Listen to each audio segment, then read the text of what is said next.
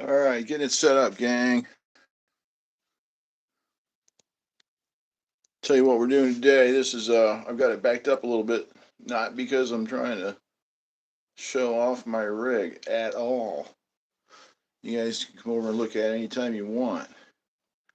The Wi-Fi, 5 gig Wi-Fi on my new phone works better back away from that pile of stuff in front of it. So, cheers from the N8XLQ. We're on air, broadcasting and internet weirdness. Drank a lot of coffee today, talking too much. Okay, that's fun. Let's do this. All right, let's see what we got here.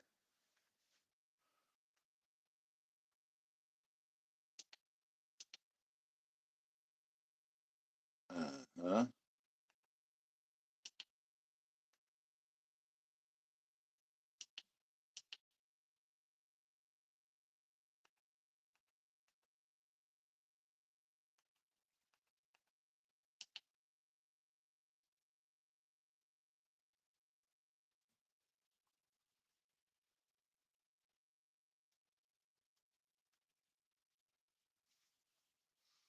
Hmm.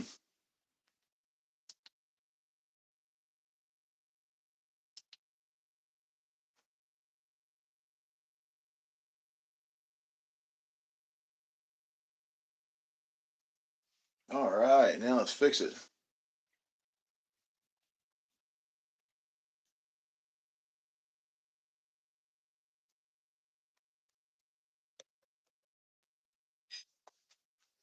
Delay, delay. Come on. Yeah, we know what it is. Stop screwing around.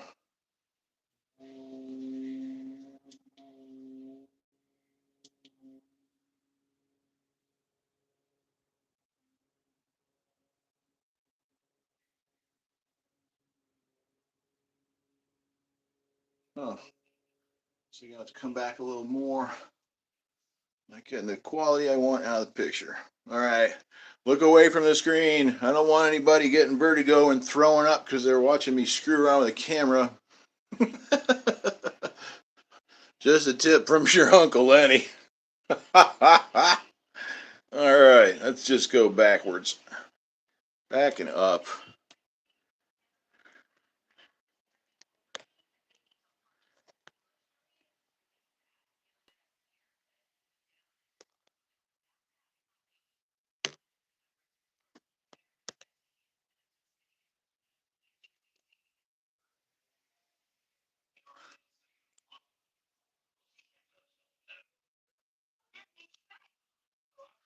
Hold on now. Roller coaster is going to walk a corner.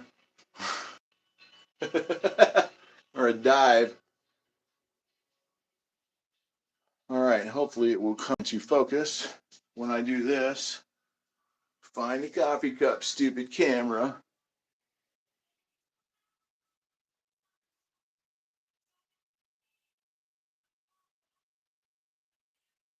Find the camera.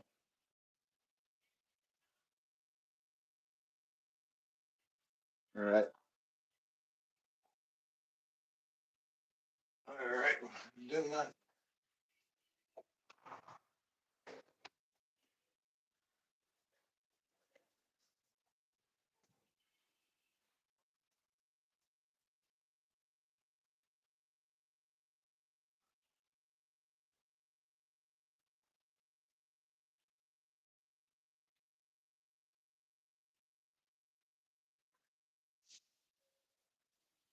Good girl.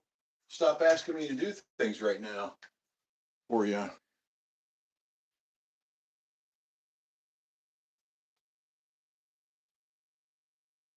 Let's see. Yeah, it's pretty shitty. Huh.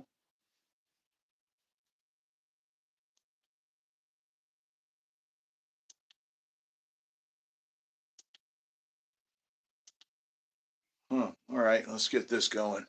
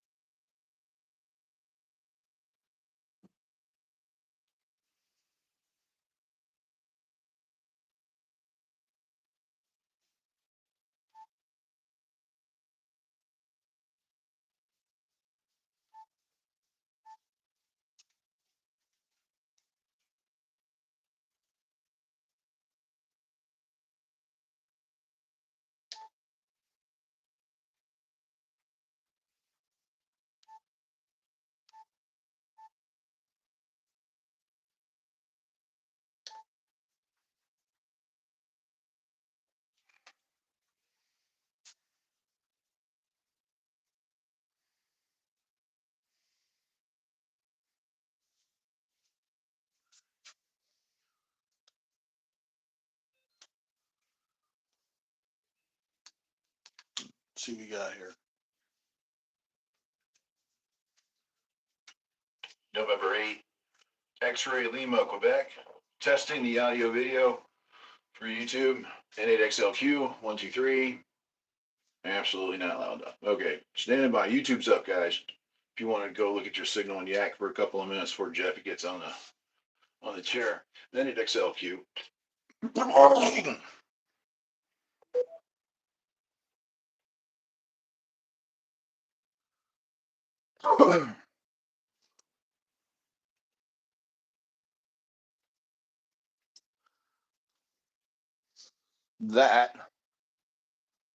That is that. All right. Well, that's functionally awful.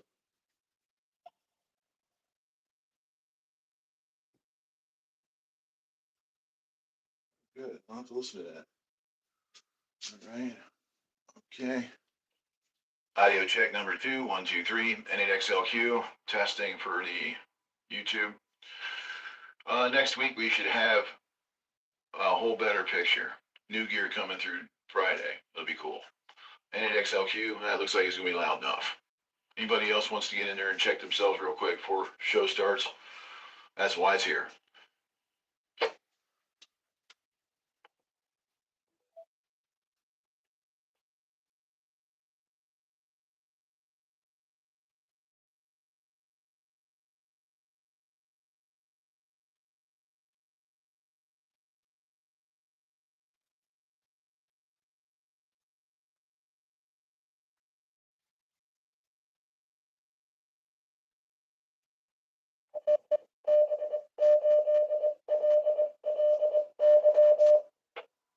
If I go that way a little bit, I might be able to get the 847 in there smiling away with this pretty weird blue screen that Yaesu thought was so cool.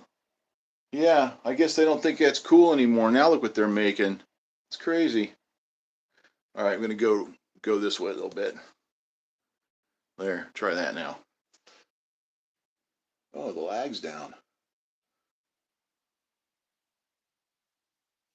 Oh, yeah.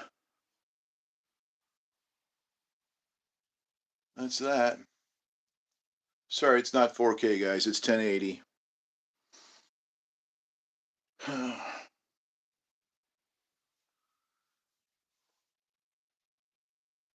this is WB8REI. Welcome to the North Central Ohio Information and Traffic Net.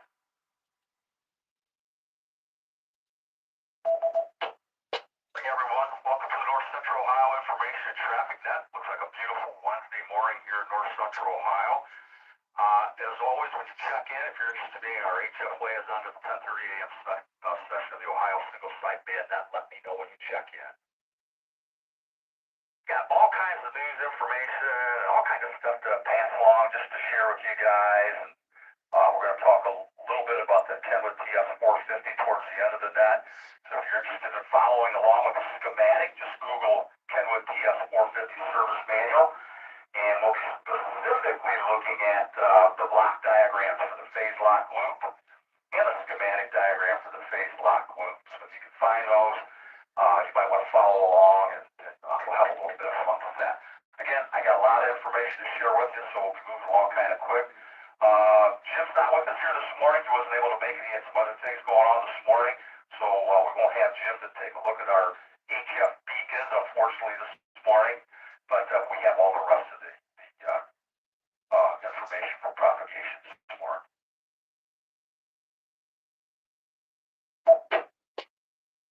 That being said, we'll get started here. We're looking for anybody on either of the two Republic repeaters. Call now.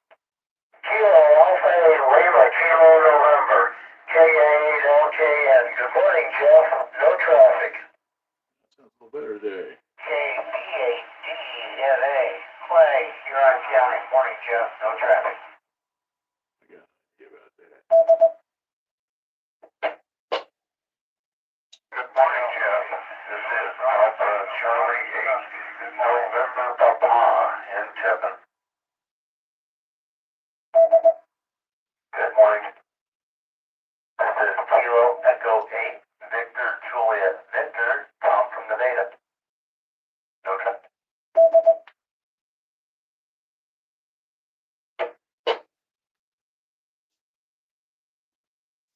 Jeff, Kilo Echo 8, Papa X-Ray, Ron from Southern Wyandotte County. I'd be happy to be your HF liaison to the OSSBN this morning. I have no traffic.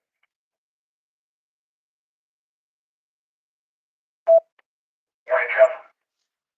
Kilo Charlie 8, Papa Bravo Uniform, KC8 PBU, Dana Basma. No traffic.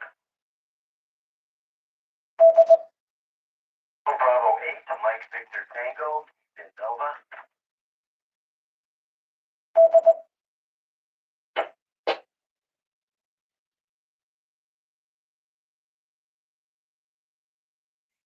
Or Parasite.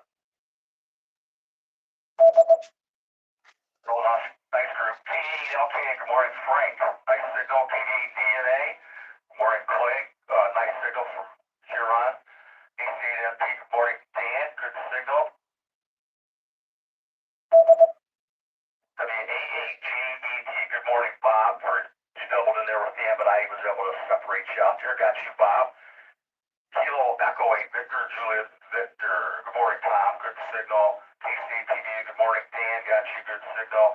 And good morning, Keith. Is it Kilo Bravo 8, Mike Victor Tango? Do I got your call right?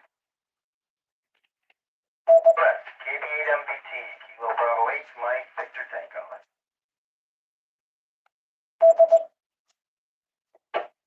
Okay, sounds like we got it there. Yeah, I just chopped off that first letter of your call sign, so I wasn't sure if it was a kilo or whiskey or what, but I think we got it. All right. Anybody else at either of the two Republic theaters with or without traffic, call now. Kilo Charlie 8, Whiskey Hotel, Republic. Morning, Jeff. No traffic.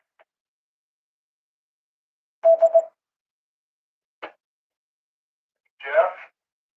Kilo Echo 8, Papa X-Ray, Ron from Wyandotte County. I'd be happy to be your HF liaison today. I have no traffic.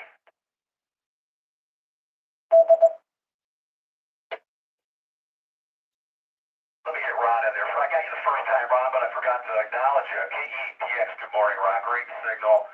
Thanks for being our HF liaison this morning. Currently, I don't have any traffic listed, but we'll see as we go along here. KCWH, good morning, Mike. Good signal. Anyone else on either the two Republic repeaters or anyone, or anybody with formal traffic called out?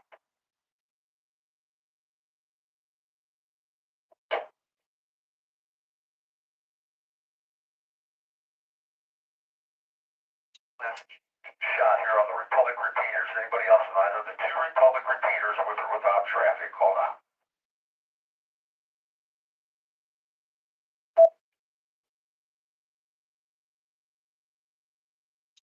Repeater. Anybody on the 443.625 repeater with or without traffic called out? Number 8, Yankee, Delta, Mike, Jim, and Ashland.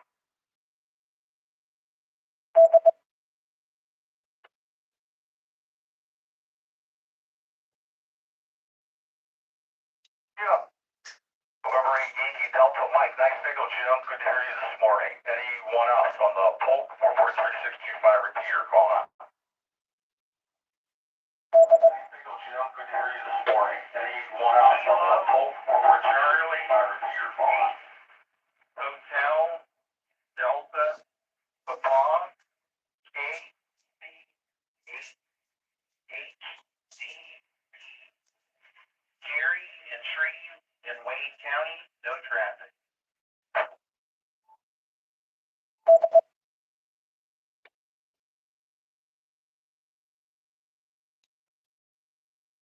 I got KC8 Hotel Delta Papa Jerry and Shreve in Wayne County, by the way. Good signal, Jerry.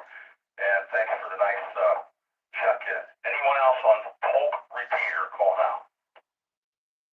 Kilo Echo 8, Lima Victor Charlie. John in the commercial mobile, 71 northbound, just outside of West Salem.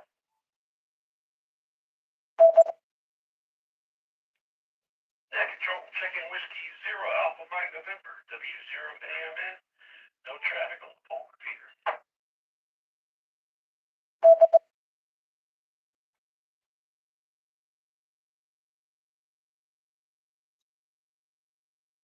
Kilo Echo 8, Lima, Victor, Charlie. Good morning, John. Northbound on I-71, just outside Salem on the commercial radio. Sounded good this morning, John. Thanks for checking in here with us. W0 Alpha Mike November. Nice signal. Thank you for checking in. Anyone else on the poke repeater?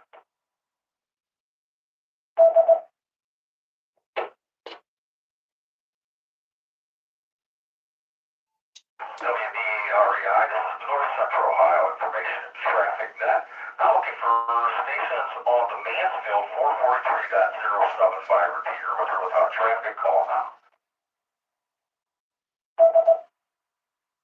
Kilo Echo 8, Delta Romeo, Romeo. Troy and Willard, no traffic. Morning, Jeff.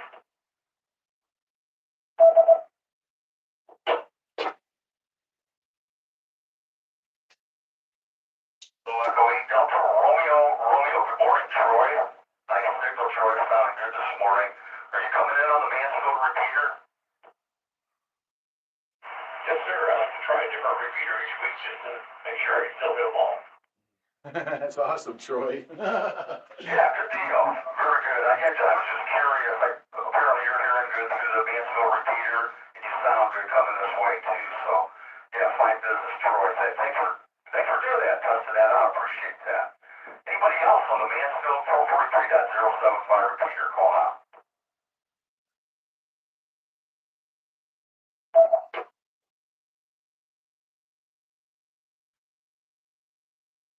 Berlin Heights repeater, that's the 146.805, the 442.675, and or the 6-meter 53.29 repeaters. Call out.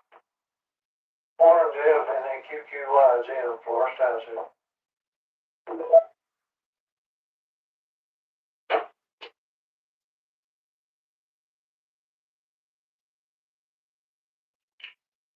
NAXLQ, Lenny, Huron City.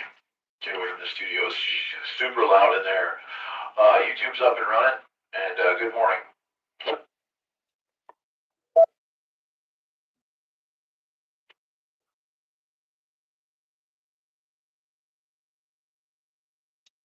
NAQQY, good morning, Jim. Good signal, Jim. NAXLQ, good morning, Lenny. Good signal. Lenny says YouTube is up and running. Get a chance to check your signal out there. Anyone else on either of the 3 Berlin Heights repeaters with or without traffic? Call now.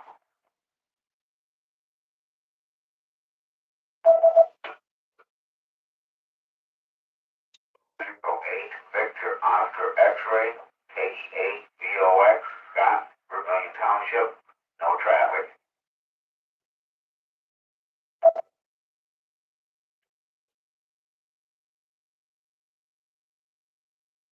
Scott, Kilo Echo 8, Victor Oscar X-ray in Vermillion Township. Nice signal, Scott. Thank you for checking in.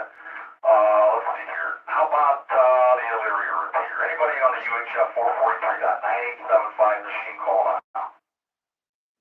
Good morning, Jeff. This is November 8th, Papa Sierra, Rick Parma.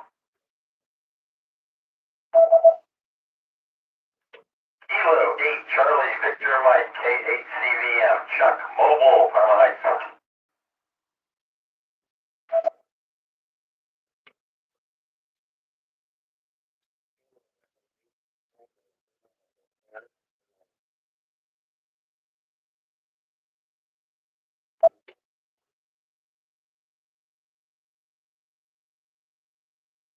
E8YUG, Kilo Echo 8, Yankee, Uniform Golf, Josh and Avon Lake. Good morning.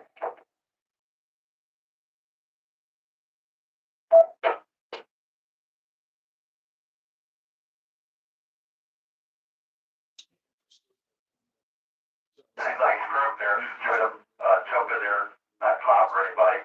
NAPTF, good morning, Rick. Great signal for Parma, Rick. Thanks for checking in. Kilo 8, Charlie, Victor, Mike, Mobile. Good morning, Chuck. And Parma Heights. Good signal, Chuck, from the mobile. Kilo Echo 8, Tango, Lima, Echo. Good morning, Eric. Good signal from Vermillion this morning. And Kilo Echo 8, Yankee, Uniform Golf. Morning, Josh. Nice signal from Avon Lake. Thanks everybody for checking in. Anyone else on the Illyria machine with or without traffic going on?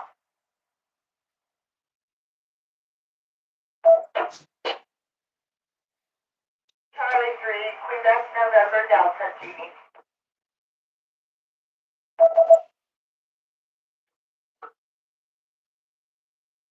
Genie, I hope I got your call right here. Kilo Charlie 3, Quebec. Is it Quebec Uniform Delta or November Delta? I'm not sure if I got it right.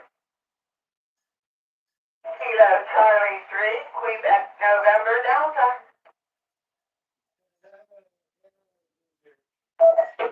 All right, and that's the way I wrote it too, Genie. I just don't know why for some reason. Maybe I thought my N looked like a U. Okay. Kilo Charlie 3, Quebec, November Delta. Great signal, by the way. Thanks for checking in with us this morning. Here, without traffic for the North Central Ohio Information and Traffic Net. Call on.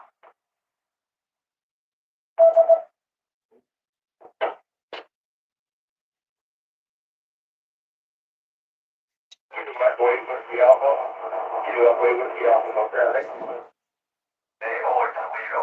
So we'll move along fairly quickly here. Again, we don't have Jim with us this morning, so we'll miss Jim's report here on the HFDX beacons, unfortunately, but if all goes well, he should be back next week.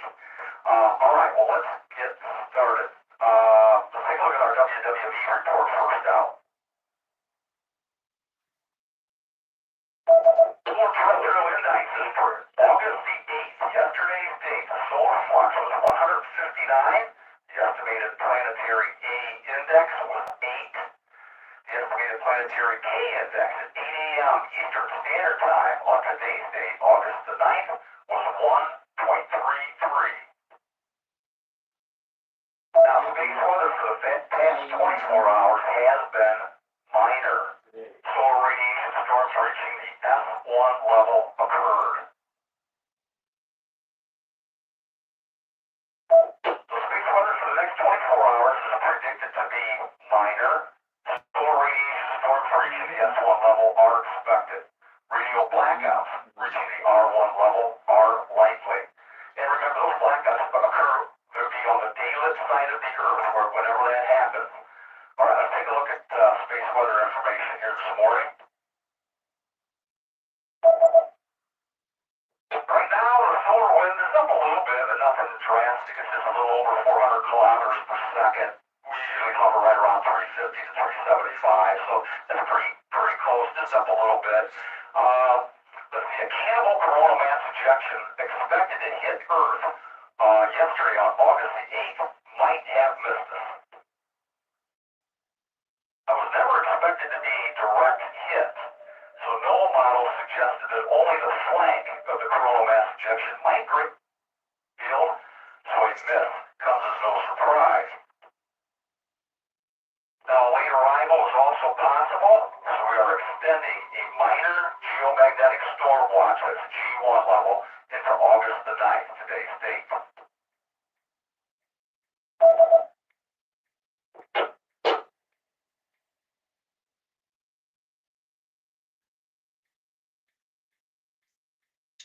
Looking at the solar flux here, we had some minor C-class solar storms earlier this morning, but those are really minor.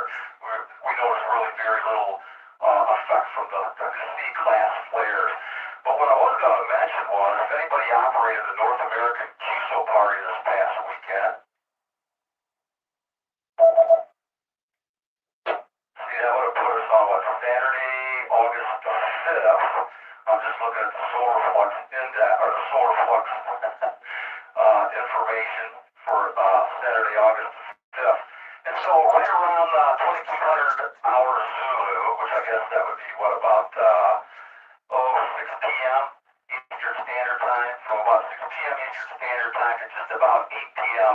Eastern Standard Time, we were definitely under M-class flare categories, and for about 15 minutes or so under X-class. Those are big ones. So you may have noticed a degradation in your signals on HF radio, depending on where you were at when you were operating under the North American the QSO party, which, by the way, began, I believe, at 2 p.m. Eastern Standard Time, and it ran until 2 a.m. Eastern Standard Time Sunday morning.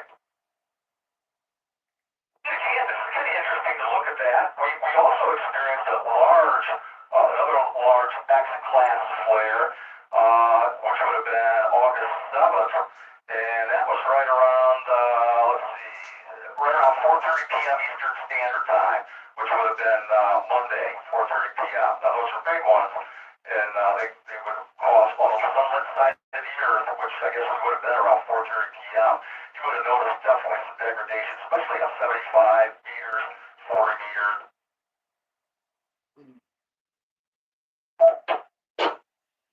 We're going to take a look at the ionogram before we do. Are there any other stations that would like to check in? Anybody would like a signal report, or anyone that has formal traffic? Come on out. Good morning, November 8th, Foxtrot, Mike Julian. Beautiful day here.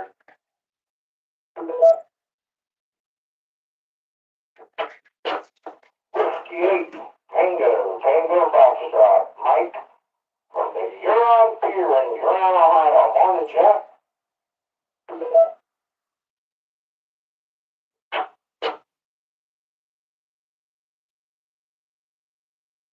Hi, Tom. I think FMJ got you. Yes, it's absolutely a beautiful day in north central Ohio here this morning. The sun's shining right through my blinds here in the radio room. WATTF, good morning, Mike. It's Huron, Ohio. Great signal, Mike. Always good to hear your voice. Anyone else? Anybody anywhere? Come on out.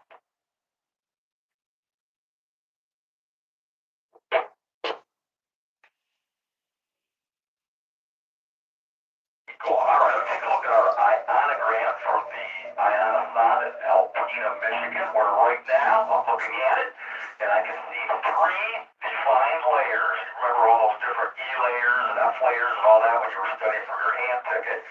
So this morning I see the 2 F layers, F1 and F2. Each one of them has its own critical frequency. Again, that's the ionoson transmits straight up into the ionosphere, and it sweeps starting right around 2 megahertz, and it just increases frequency, and it keeps going until it hits a point where it no longer hears the signal coming back down to Earth. That's the critical frequency. It's kind of it's just a reference for people following HF propagation. You can't get a higher angle elevation than straight up, right? So that's kind of what that's telling you. All right, so the F2 layer right now is at about 275 kilometers high. It has a critical frequency of 6.763 megahertz.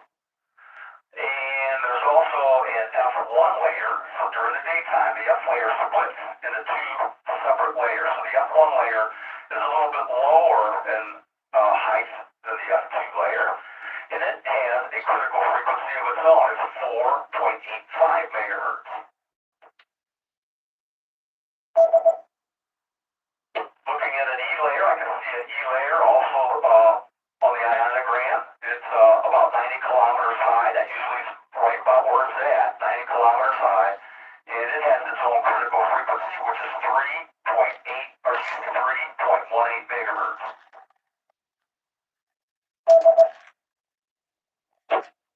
Now, looks like the D layer is building up already because the sun's up, getting up higher in the sky. So there's a lot of absorption of 75 and mainly 75 meter, 160 meter signals. I don't see really, other than the major first echo, I really don't see that. I see a little bit, but very, very little, right up around 4 megahertz. So, some D layer absorption. Again, if you were to look at these ionograms at nighttime, when the D layer doesn't even exist, you'll see multiple echoes. That signal goes straight up, and it bounces right back down to Earth, and it goes back up again multiple times. And gives you a pretty good indication of high angle radiation. It's pretty good. All right, so the other important parameter here is the MUF, or the maximum usable frequency. Now the MUF is 21.3 megahertz. 21.3 megahertz. So it sounds like 15 meters, at least up around the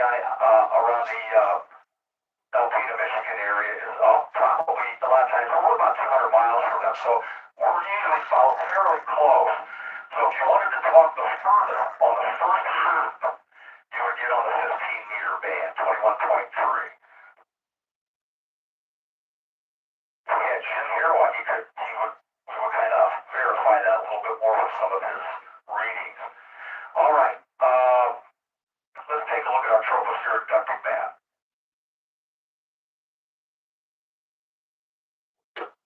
And let's see what we got here. Got some cool stuff. First, I was going to comment a little bit about last Sunday night.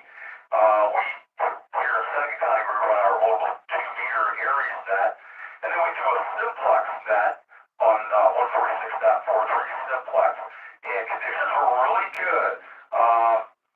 We did a tropospheric ducting forecast last Wednesday of pretty good conditions for about 8 p.m. Eastern Standard Time on Sunday night, and that was the case. Now, we didn't have anybody working long haul tropospheric ducting QSOs, but it could have been possible. We just weren't doing that. But it seems as though, even though there might not have been great tropospheric ducting conditions, it seems as though the forecast also indicates pretty decent VHF conditions, even in a local area or, within, maybe 30, 40, 50 miles of the different stations that are talking simplex. And that seems to be the case there Sunday night. So that kind of is interesting. So let's take a look at what we got here today.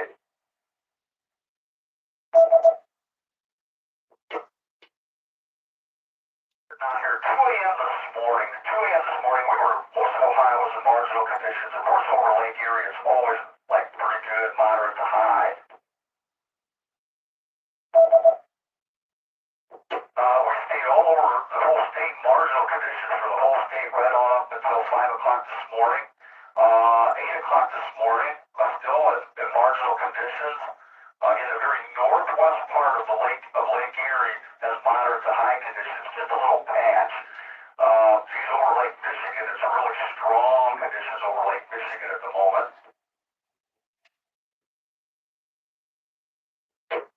So moving on throughout the day here as we get more around 11 o'clock this morning here, you're looking at fair conditions for western part of Ohio, the marginal.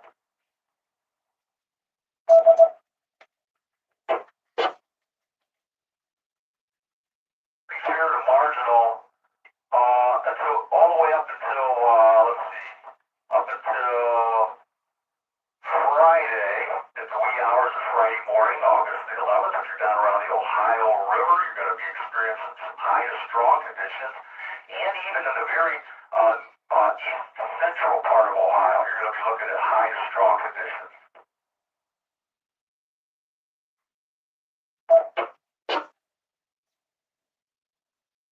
Saturday morning, right around 8 a.m.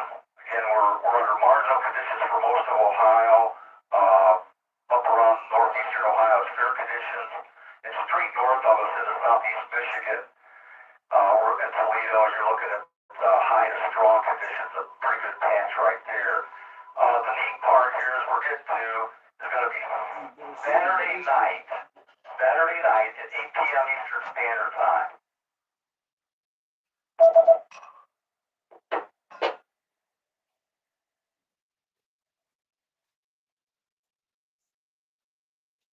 Listen, a good time to call CQ if you guys got 2-meter simplex stations. You're looking at pretty much 2/3 of the state of Ohio will be under moderate conditions for tropospheric ducting, and then through the southern part of Indiana and out into Illinois, it gets very strong and intense. So you got a path right there. So take a listen. It should be interesting. I'll look for some reports from some of you. Yeah, that'd be 8 p.m. Eastern Standard Time Saturday evening. Looks like things hang together pretty good all the way up to Sunday morning at 2 a.m. Eastern Standard Time when, almost, not quite, but almost all of Ohio is under moderate conditions. And then kind of in the north central part of Ohio, we have a patch of very strong to high conditions. And it looks really good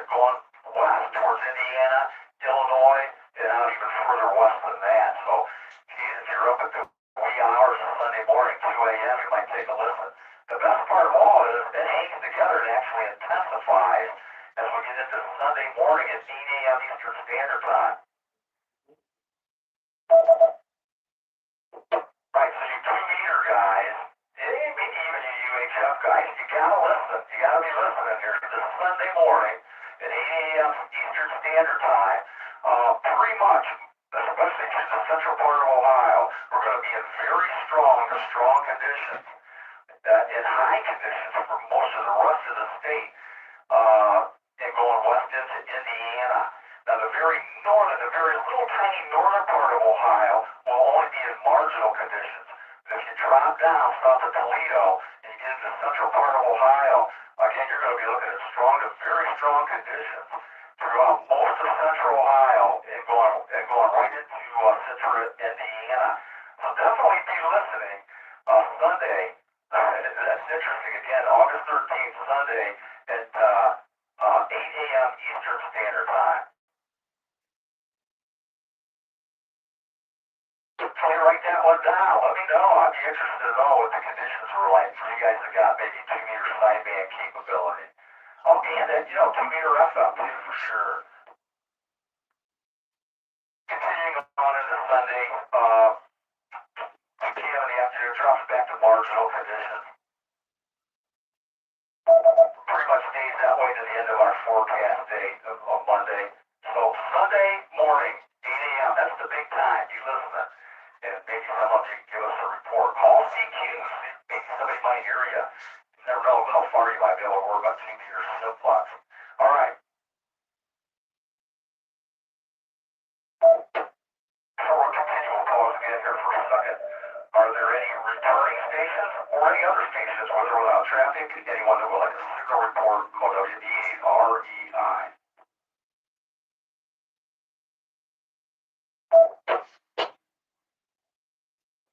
Kilo 8, Alpha Lima Hotel, Allen Berkeley, counting the WP8LLY S5. Yay.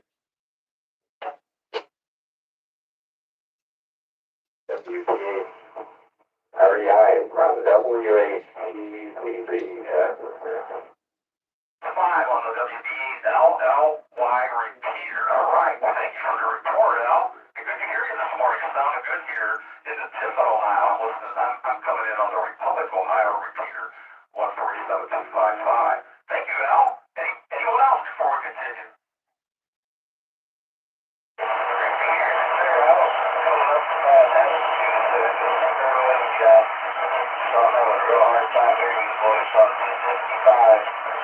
But the word for this step, my friend, and it was awesome here in Daniel Stall back on 313967 yesterday. And here's you on there. Right, well, just very straight over here, you guys.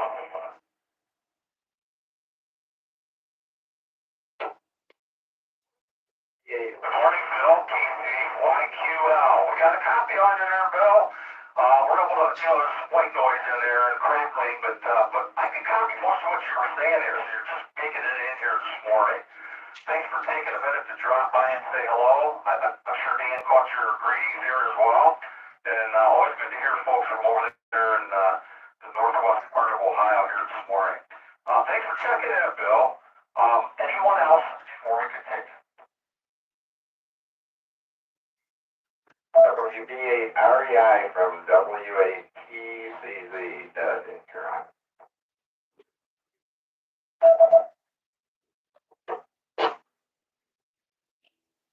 Good morning, Ben.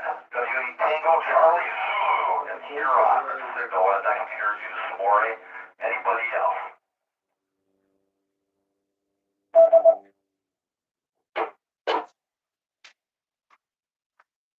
WB8 REI, ATFL, Kevin Mansfield, Southfield, and Revere, Montana.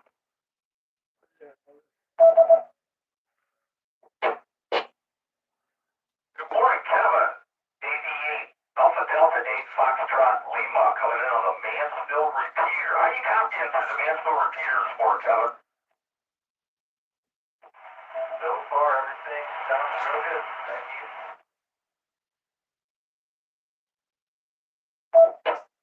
All awesome, aren't they? The guys are maintaining this repeater now. I'll tell you, they got to be working hard, and they sure do a fine job of keeping all these machines running. It's so nice to have the Mansfield repeater back on here.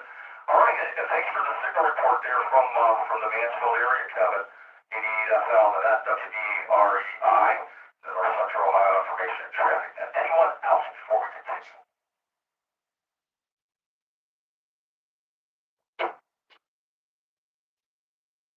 We go on here. Current status of the International Space Station. Really not too much to report. They only updated August 2nd, so they don't have it right up to date here, but this is the most recent information we have. Again, crossband FM repeater is operational. Your transmits 145.99 on PL 1267, and you receive on 437.800. Now, they are going to have some on-off times due to some maintenance they're going to be doing. The one that they do have listed will be today, August the 9th. They're going to be shut off at 12:15 Universal Coordinated Time, so they've already shut it off, right? That would have been at 8:15 this morning. And they'll turn it back on. It'll get turned back on August the 10th, so sometime tomorrow at, looks like 2:30 p.m. Eastern Standard Time. So if you're looking for them today, you're not going to be able to work that crossband FM repeater, but it never hurts to listen, because I've noticed sometimes they don't always follow the schedule exactly. I'm sure they have things to change, but that's what we got so far. Also, for anybody trying to operate APRS packet to the International Space Station on 145.825 simplex.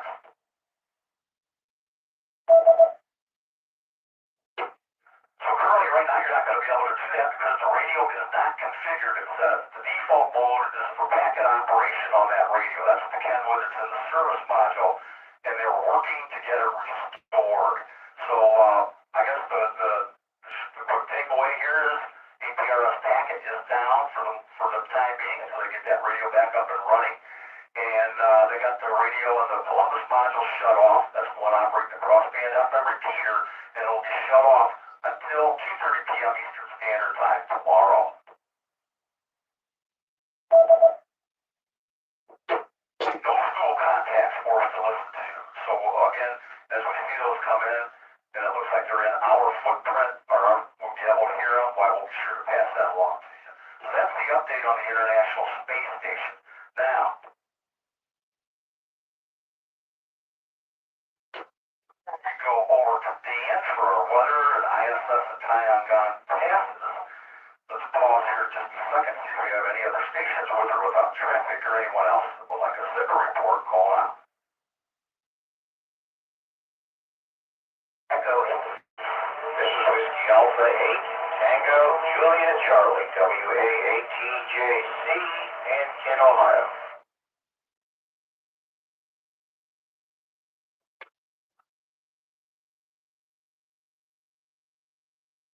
I think there were 3 stations in there. I got one of you. Let's do it this way. Whiskey Alpha 8, Tango, Juliet, Charlie. And I think you said you were in Kent, Ohio. And I didn't catch your first name. Get your first name and make sure I got everything else right.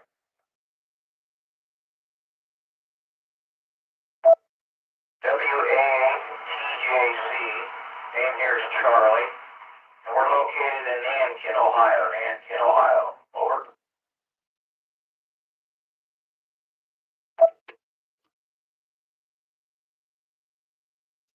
We're Charlie, WAATJC in Nankin, Ohio. I hope I'm saying that right. So where's Nankin located, Charlie? Nankin, Ohio is located just 10 miles, 10 miles north of Ashland, Ashland County there, over.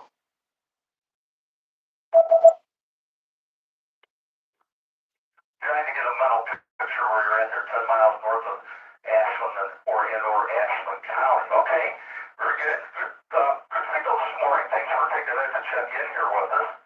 And there was another station. I didn't catch the other station call yet. So Echo 8, Golf Kilo Oscar Mobile in Medina, Ohio, low wattage. Morning, Jeff. WW Hotel Portable.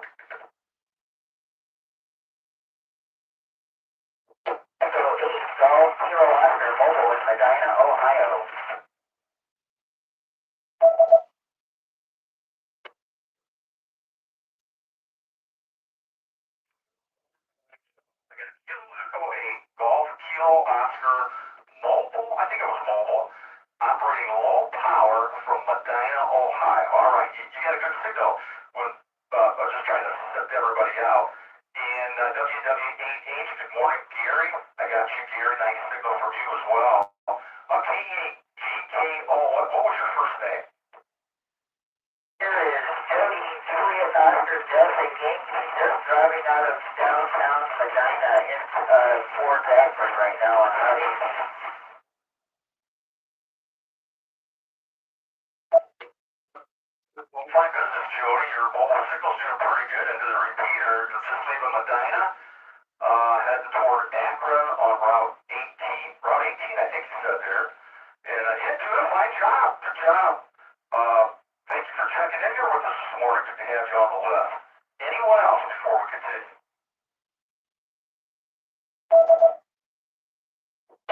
This is KEPX returning from the OSSBN with no traffic, Jeff.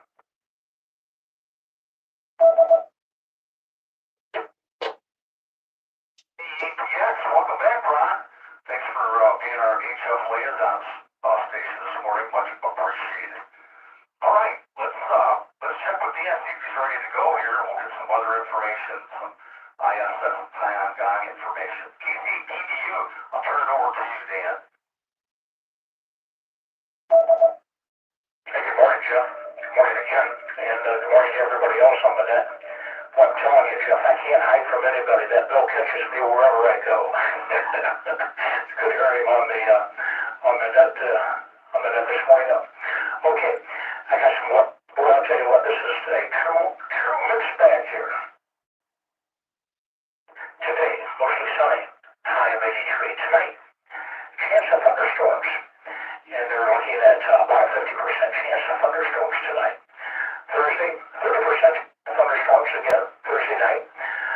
Start out with a 20% chance of thunderstorms and then partly cloudy. Friday, mostly sunny, high of 84. Friday night, 40% chance of thunderstorms again, low of 68. Saturday, got a couple of chances of thunderstorms, 20 moving up to a 40% chance for Saturday. And then continuing into the evening with the chance of thunderstorms and partly cloudy. Boy, a lot of thunderstorms there, you know, Jeff. Sunday, sunny, high of 85. So that part of it's all good. So, and as usual, all this weather stuff affects the space station report here. I've only got 2 passes for today, and both of those are the tie-in gong. A little farther down the road there, the ISS is going to be returning on August 20th, early morning. Should have some very nice passes for you then, Jeff. But for now, I've got 2 tie-in gongs. Saturday, August 12th, 10:15 p.m. Exits out at 10:19 p.m. Enters from the west. Exits out the east. Maximum elevation, here's all these neck breakers, 86 degrees with a magnitude of 0.4.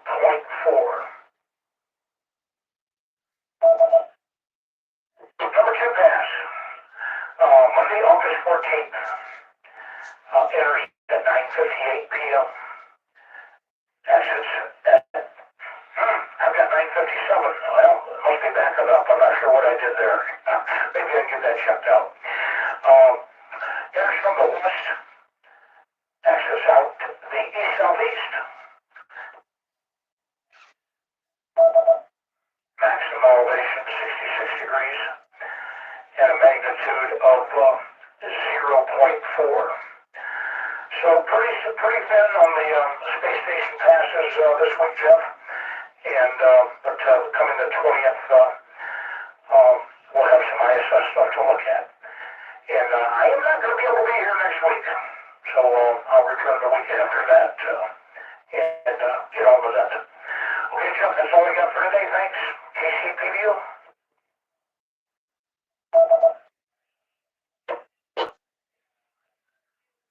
Dan, well, thank you very much for all the information. We'll miss you next week. But thanks for the good stuff here today. I got them jotted down. Saturday, August 12th looks like a nice pass here for the Kayak.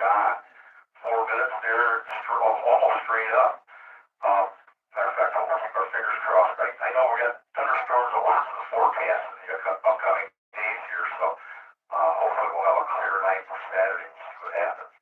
And 5 minutes on the ISS returning August the 20th. We'll look forward to that too. Thank you, Dan, for all the information. And we're going to pause again here for a moment. Pausing. WDREI, the North Central Ohio Information and Traffic. Now, before we go over to Bob, are there any other stations that would like to check in or anyone that would like to stick a report call now? Where this repeater is, Kilo Echo 8 Golf, Kilo Oscar Mobile. And yeah, I've got a correction on that second pass. Also, KCPU. Okay, the KE station, stand by a second. KCTV, go ahead with that correction there, Dan. That number 2 pass, Monday, August 14th, 9:53 in enters, 9:57 at exits. KCPU. Thank you, Dan. That'll be going, it's on my post-it note. It goes right on my refrigerator. All right, very good. Thank you, appreciate it. All right, the Kilo Echo 8 station, you had something you were reporting there. Go ahead. Just wondering where this repeater is located. The signal seems to be getting stronger as I'm heading east, and I'll be getting on I-71 and 271 right now, and just want to know where you guys are located.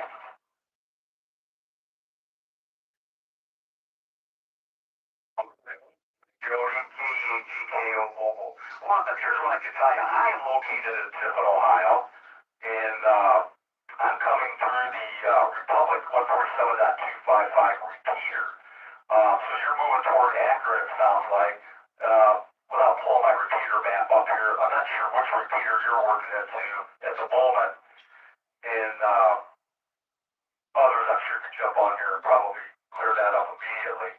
But your signal's good where you're at right now, and I know you're mobile. Back to you.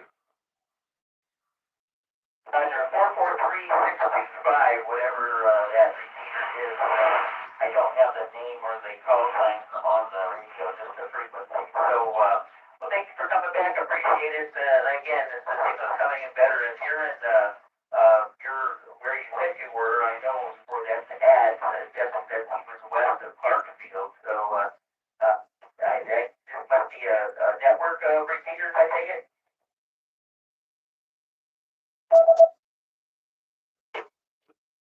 That's correct. It is a network of repeaters. So, yeah, so if you're coming through the South Florida, you got A5 repeater, and the other one in the network that we're connected with here, which it probably is, that would be the Polk, Ohio site, Polk, Ohio.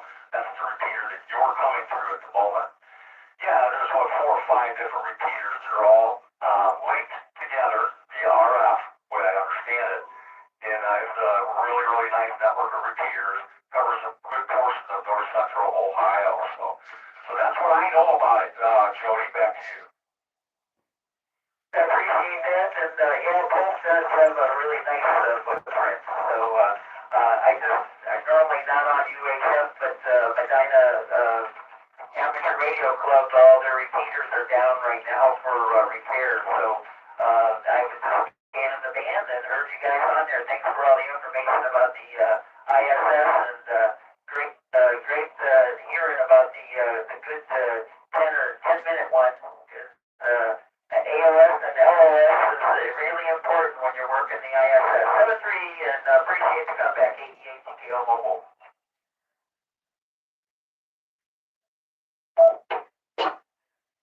We're fine, Jody. Well, good to hear you here this morning. And yeah, the guys, Dan, Casey, PDU, gives us the ISS and the Kayak passes that are coming. Good ones, he picks good ones out. And it's always nice to keep an eye out for those. We got some clear nights, evenings to watch for that. And yeah, acquisition of signal, loss of signal, it can be a lot is important for sure. And yeah, you can find all that information through your reports, so we can show all that kind of data for sure. And it sounds like you've worked there before, or worked through the ISF here before, one of the multitude of ways. Anyway, good to hear you. Thank you for checking in with us this morning. Anyone else before we continue?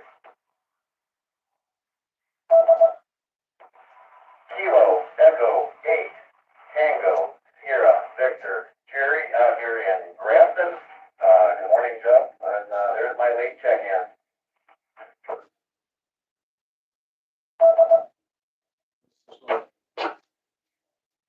Morning, Jerry. Kilo Echo 8, Tango, Sierra, Victor. Nice signal from Grafton. Morning, Jerry. Thanks for jumping in here. Anybody else?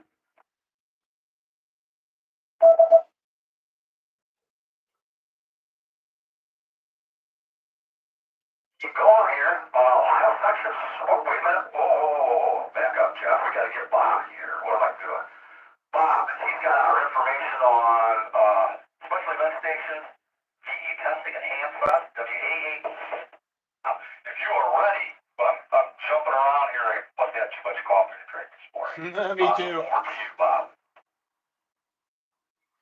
Way too much coffee today. Okay, thank you, Jeff. Yeah, you're getting in a hurry there, but that's all right.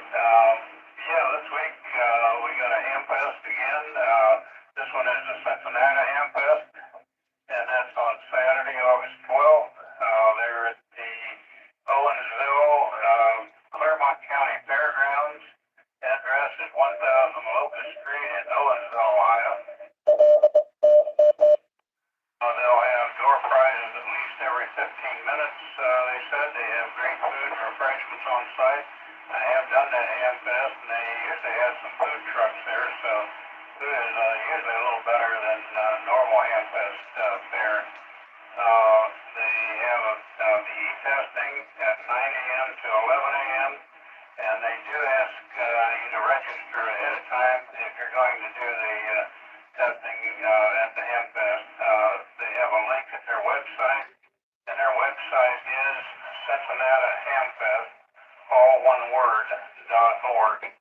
CincinnatiHamfest.org, and you can find a link to register if you want to take the test there. They open up at 6 a.m. for setup. They don't allow any overnight parking for campers or early setup outside though. Then as far as special event stations, several of those, the Texas Rangers 200th anniversary is from August 10th to August 25th, and their call letter is W5R from Waco, Texas, and they only have 10 meters listed, 10-meter phone, so not sure if they're going to operate any other bands or modes. Next one is commemorating the U.S. Coast Guard birthday in 1790 and Operation Desert Shield in 1990. That's August 12th from 600 Zulu to 2300 Zulu. Call letters NI6IW from San Diego, California, and that's the USS Midway Museum ship, and they're operating 20-meter, 40-meter phone, and looks like they're operating digital modes also.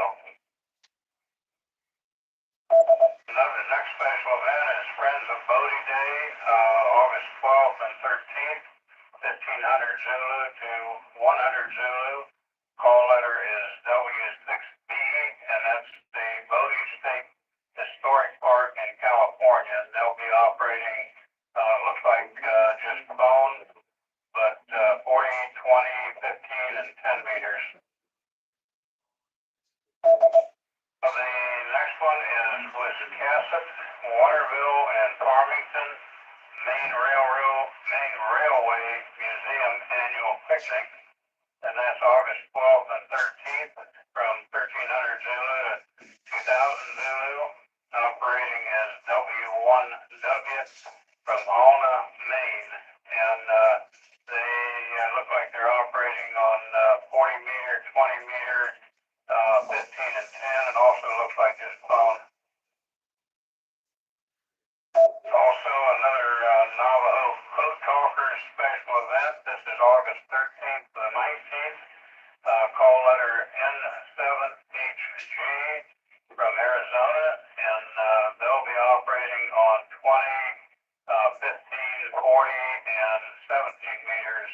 phone.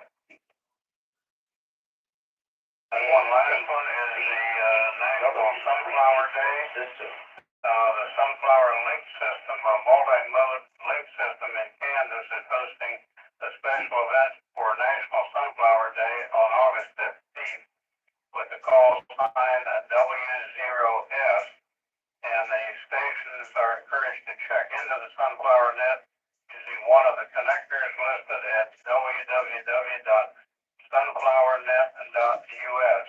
Connections are available on All-Star, Amtrak Online, Echolink, DMR, D-Star, Fusion, T25, or N17.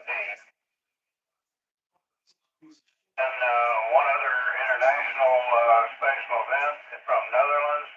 That's a special event station, PA14 Jambo.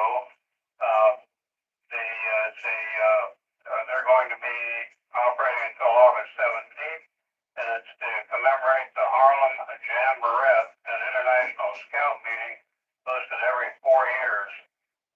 This event welcomes about 3,500 scouts hailing from more than 15 different countries. And if you look the call letters up, it's PA14JAMBO. If you look it up on QRZ, they've got a pretty extensive listing and pictures and everything of what they're doing and their special event. And for information on most of the special event stations, you can find that at arrl.org. Click on the On-the-Air tab and go down to a listing of special event stations. Checking the call signs at QRZ is another good source, and they usually have extensive details about their special event and what they're actually doing and why they're doing it. You usually have a picture of their QSL card. WJBT for ID. One other item that I saw in the Ohio section notes, if you want to operate a special event station, they're going to have the W1AW/8 activation of the ARRL Ohio section August 30th to September 5th. And for details, you have to register and pick a time and follow certain rules and information. But they have a website that's tiny.cc/W1AW8-info, and you can find all the information how to register if you're interested in operating as a special event station operator for the W1AW/8 as part of the Volunteers on the Air vote that's been going on all year and will continue to the end of the year. And then on to testing, there's quite a few testing stations this weekend. Got West Union, Ohio is having a test actually tomorrow night, 6 p.m. Walk-ins are allowed, and the contact is William Hamblitzel, and his number is 513-310-3541.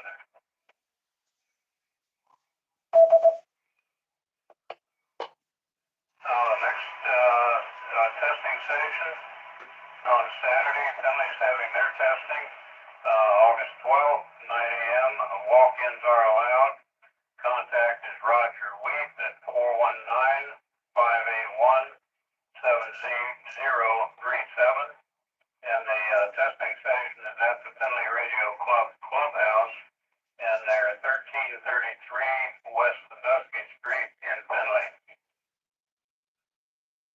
So on Saturday, Toledo is having testing, 8:30 a.m. No walk-ins, you do have to register ahead for that, and the contact there is Stephen Stalker.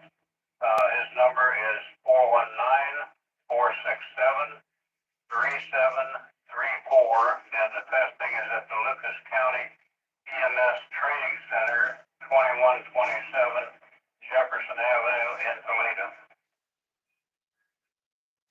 So on Saturday, Cuyahoga Falls Falls is having a test station. Theirs is at 10:30 a.m. They don't allow walk-ins either, so you need to register for that. And the contact there is James Grover, 330-928-8921. And then several other test stations on Saturday. Dover, Ohio, their station at 9 a.m. on Saturday. They do allow walk-ins, and the contact is Brett Gribble, 330-407-5391. Also, Huber Heights has a test station on Saturday, August 12th, 9:30 a.m. Walk-ins are allowed there also, and the contact there is James Storms, and his number is 937-623-1857.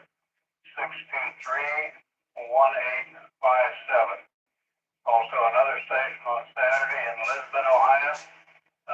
That's at 1:30 p.m. Walk-ins are allowed, and the contact is Donald Kemp. No phone number, but he does have an email. It's nn8b.oh@gmail.com. nn8b.oh@gmail.com. And the location of that is Columbiana County Emergency Market Management, 215 South Market Street in Lisbon, Ohio. And one final one at Springfield, there's several others here. Springfield, Ohio, they're having theirs on Saturday, 10 a.m. Walk-ins allowed. Contact there is Ronald Hughes, and his number is 937-605-4951.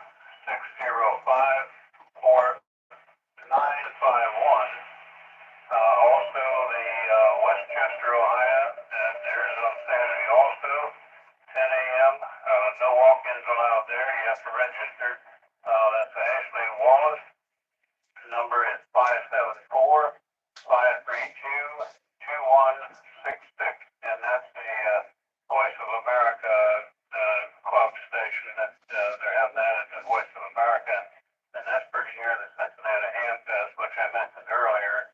And again, they're having their station at 9 a.m. to 11 a.m. at the Cincinnati Ham Fest. And one final one for Monday, August 14th, Cambridge, Ohio. They have a station at 6:30 p.m. No walk-ins allowed. You need to register, and the contact is Kathleen Frederico. Number is 484-459-3309.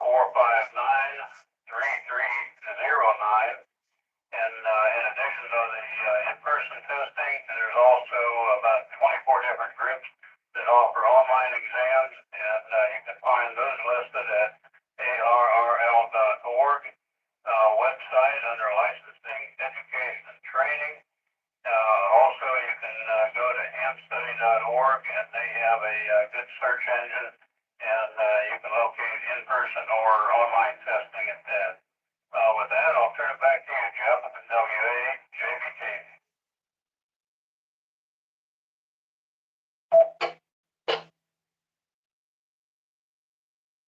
All right, Bob.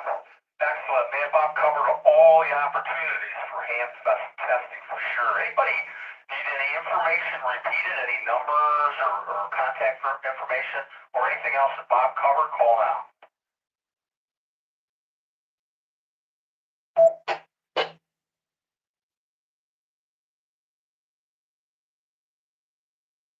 Right, Bob gave us some nice special events are going to be coming up here too. They're always fun if you've never done those. They don't take a lot of time. Make a quick contact. They're a lot of times they're fun. They're interesting. You learn a little bit about maybe some history or geography. And quite often they have a nice certificate or QSL card. Bob mentioned when I was interested in the National Sunflower Day, and it looks like they got a digital hub network of some kind that hubs together all these different digital modes, and I'm kind of into that. So we'll be checking out their website at www.sunflowernet.us, I think it is. We'll find it, and we'll see what we need to do to check in with those guys. August 15th, W0 Sierra, the National Sunflower Day. That sounds like a something. I might try that one out. All right. Last chance. Any questions on anything Bob covered, or again, anything need repeated, call out?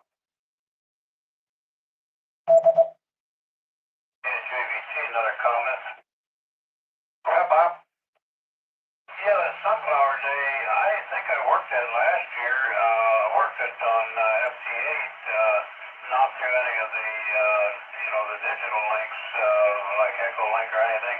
I couldn't find anything about that this year, so maybe they're not doing it, or you might run across it. Back to you, Jeff.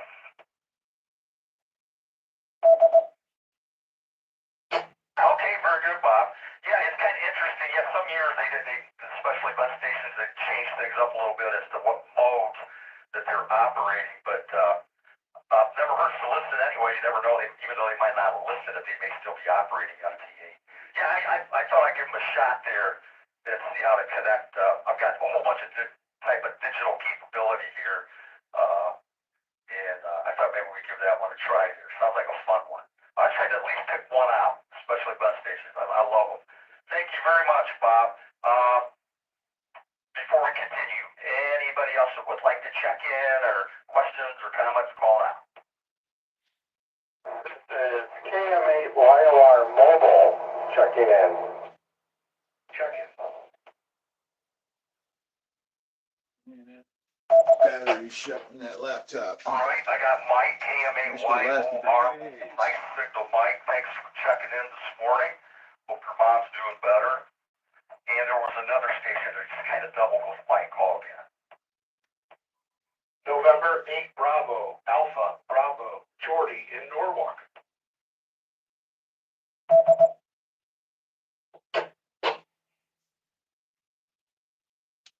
November 8 Bravo, Alpha, Bravo in Norwalk. And I'm not sure if I got your name right. Did you say Jordy? That's affirmative. Jordy, Jordy in Norwalk. Well, I spelled it right. Jordy. Unbelievable. I don't usually get those right. All right, nice to meet you, Jordy. You sound like a new call sign. Have you called in here before? Jeff, it's been a couple of years. Just got back into it. But yeah, I would say I'm new. I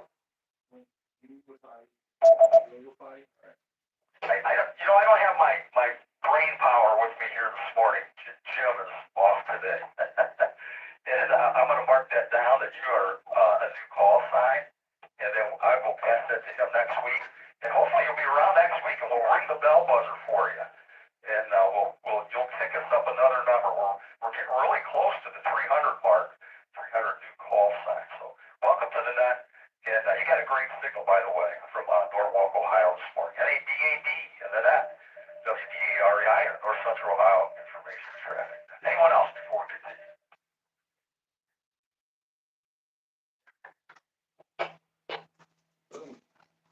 Come on, dog. Let's see, we got to kick it in gear here. Let's take a look at the Ohio Section Swap Shop. And there's some nice stuff up there today. Matter of fact, they have an estate sale, W8 Papa November, Hell Brashwood. See what they have here. So they got a Kenwood TS94ES transceiver, $400 for it. They have a Kenwood SP940 speaker. That comes with the radio for $400.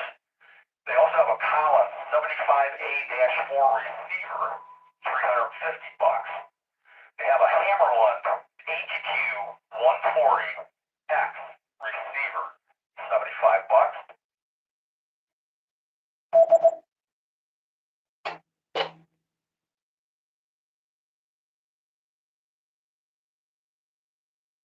Continuing here, also they have a Johnson Viking 2 AM transmitter, $75.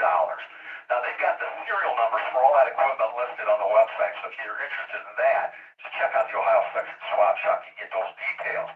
Also, he's got DX Engineering vertical antenna, 43 foot. It's an equivalent to the MFG 2990.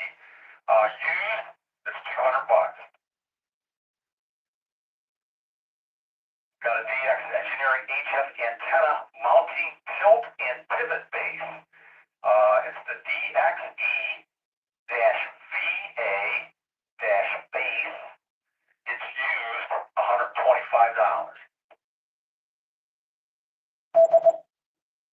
Also, an MFJ 994 BRT tuner, auto, remote, 600 watts, 1.8 to 30 megahertz, it's used, $350. So everything used, some of it's dusty, as is, untested condition, except for the TS940S. Pictures are available. You can arrange a meeting location for the radio items. Payment via cash, USPS money order, or bank certified check. Now, any shipping will be extra. Now, if you're interested, you can contact Glenn. You can contact Glenn, Alpha Foxtrot 8 Charlie. His email address is mail2, that's MAILTO, colon, his call sign, Alpha Foxtrot 8 Charlie, at ARRL.net. And so I said that incorrectly here. So you want to email his call sign, Alpha Foxtrot 8 Charlie, at ARRL.net. That's who you want to contact. His name is Glenn.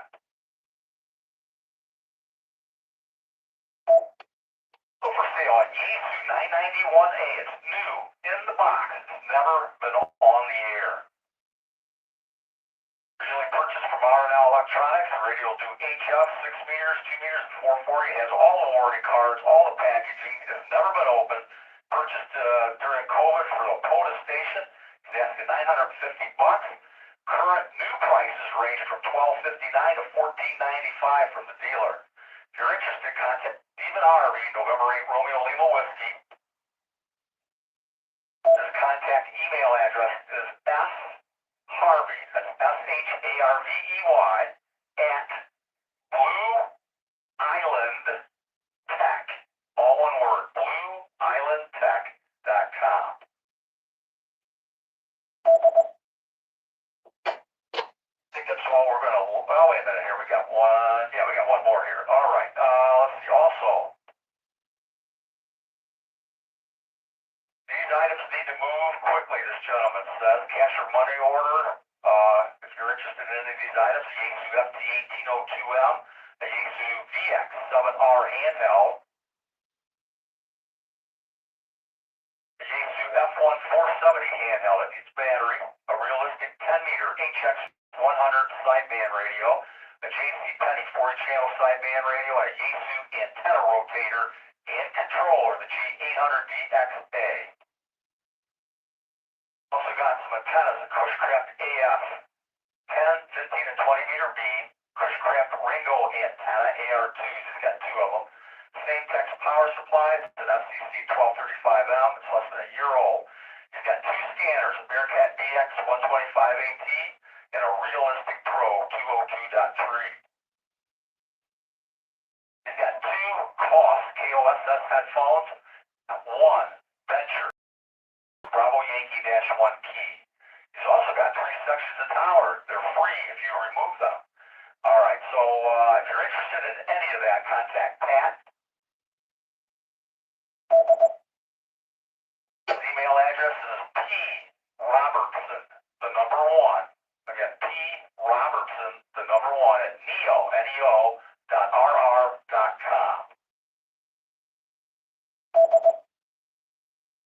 More stuff up there, so definitely take a look. If you need anything repeated or whatever, or more detail on those serial numbers, definitely check out the Ohio section swap shop, and you can just Google it and you'll find the link.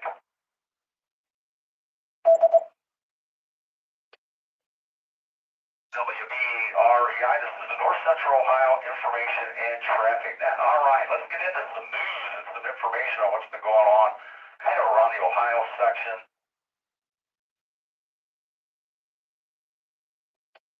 And pretty much amateur radio just in general. Kind of the first thing I was going to mention here this morning was, and we talked about it last week, you've been hearing about it a lot in the news, the ARRL filed comments against seriously flawed shortwave rules petition. And this is a pretty in-depth piece of information. You go to the Ohio section SWAT webpage and find the article on page 4. There you're going to find a link to the very detailed explanation. It's about 20 pages AWRL's lab, technical analysis, all about this issue.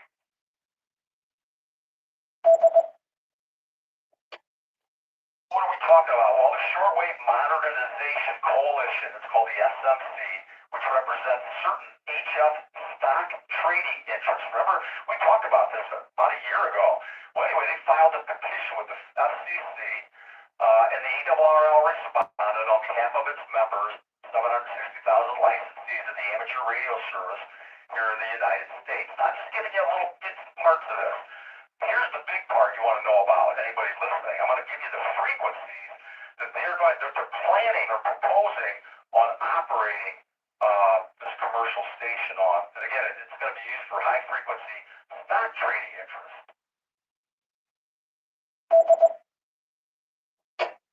You operate on the 160-meter band, which is 1.8 to 2 megahertz. They plan on operating adjacent to it. They're going to operate from 2 megahertz to 2.065 megahertz. So they are going to be adjacent channel. On 75 and 80 meters, not too bad actually. They're not going to be adjacent or co-channel. So they're going to be close, but you're talking down around 3.23 to 3.4 megahertz. So just below the bottom of the CW portion of band. And then they'll be up above the high end, they'll be at 4.438 to 4.65. So shouldn't be too much trouble there. This one's interesting. We're talking co-channel operation on the 60-meter band. They're planning on operating between 5.25 and 5.45 megahertz. It's interesting, if you remember, just not too long ago, we talked about the proposals of the changes to the 60-meter band for amateur radio operators, lowering the power, giving us a different slice of the band. And so it probably maybe had something to do with this, I don't know. But anyway, that's co-channel. 40 meters are going to butt very bottom of the 40-meter band. They're going to operate, or they're planning or proposing to operate from 6.765 all the way up to 7 megahertz. And then on the high end, not too bad. They'll be 100 kilohertz away, 7,400 to 8.1 megahertz. See, no issues from 10.1 to 10.15. 20 meters, we got issues there. On the 20-meter band, they'll be immediately adjacent to us. They're going to butt right up to the bottom end of the 20-meter band. So they'll start at 13.870 and operate up to 14 megahertz. On the high end, they'll butt right up against the high end, 14.350 to 14.990. Boy, that'd be bad news for 20 meters. Also going to be very close, immediately adjacent to the 18.068 to 18.168 band. They're going to be very close or adjacent to the 15-meter band. Matter of fact, they'll butt right up to the bottom of the band. They'll start at 20.010 and they'll butt right up to 21 megahertz.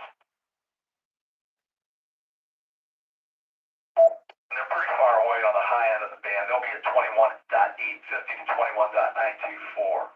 Let's see, on the 24 megahertz spectrum, be adjacent.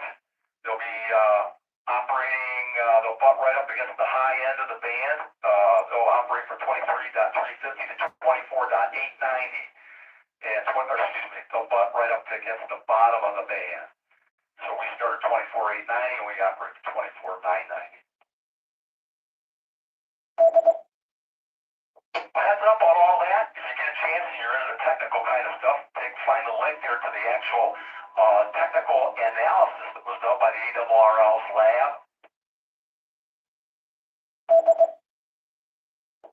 The licensed radio amateurs already have filed comments in the docket expressing overwhelming opposition to the proposal. Now, those interested may read the AWRL's full comments and the result of the technical analysis, which are included in the filing. If granted as written, this would be devastating to amateur radio operation for many tens of kilohertz into our bands. That's according to the AWRL. So just a little info. You can research it more. The article's on page 5 of the Ohio Section News.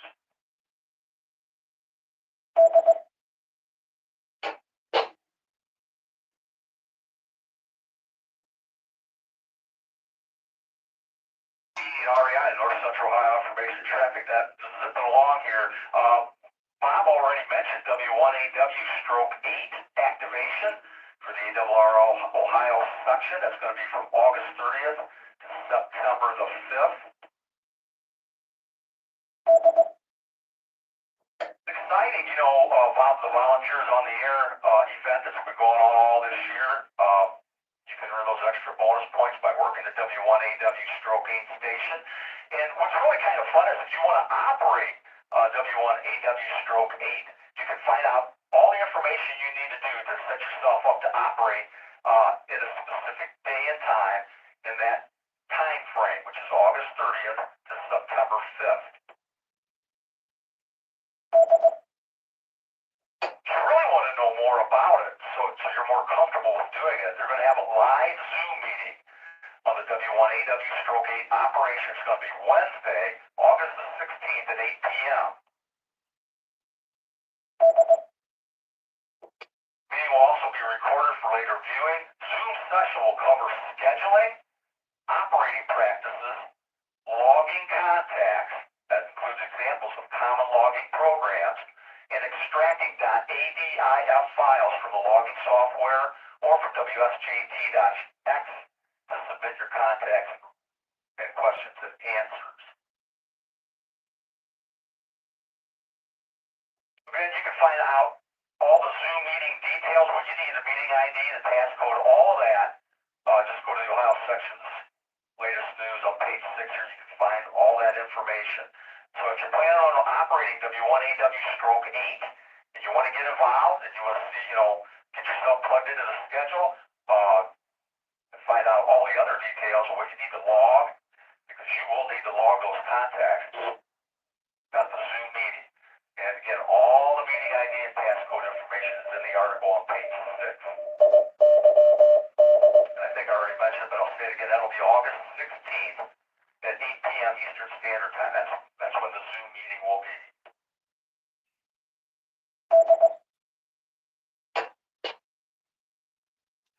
For those of you that have been paying attention this time of the year, you know we always talk about meteor showers. And so, hey, believe it or not, it's time for the Perseids. August brings one of the best-known annual meteor showers, the Perseids meteor shower. And this year the stage is set for a good show, as the peak night will be Saturday, August 12th. And that's when it will be near the new moon.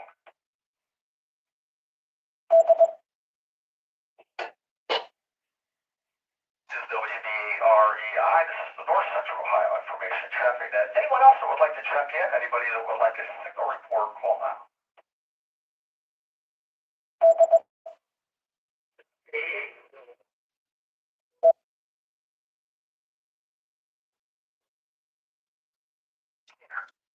Get in there. You just weren't quite making the machine. Try one more time. I'll see if we can get you.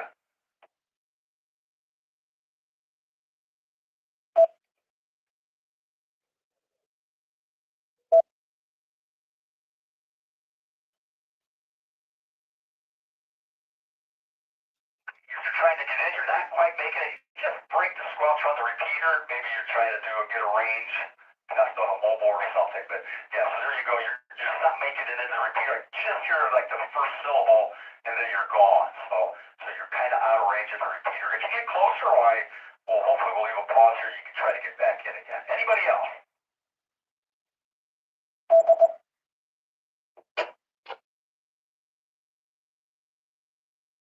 Yeah, let's keep going. For you guys that like experimenting with amateur radio, and you'll remember we talked about HARP before. That's the High Frequency Active Auroral Research Program. They're going to host more than 50 researchers at their Alaska facility. It's actually already underway from August 1st to the 14th, and that will be for the resumption of a science summer school. They will conduct 30 experiments over a span of 2 weeks.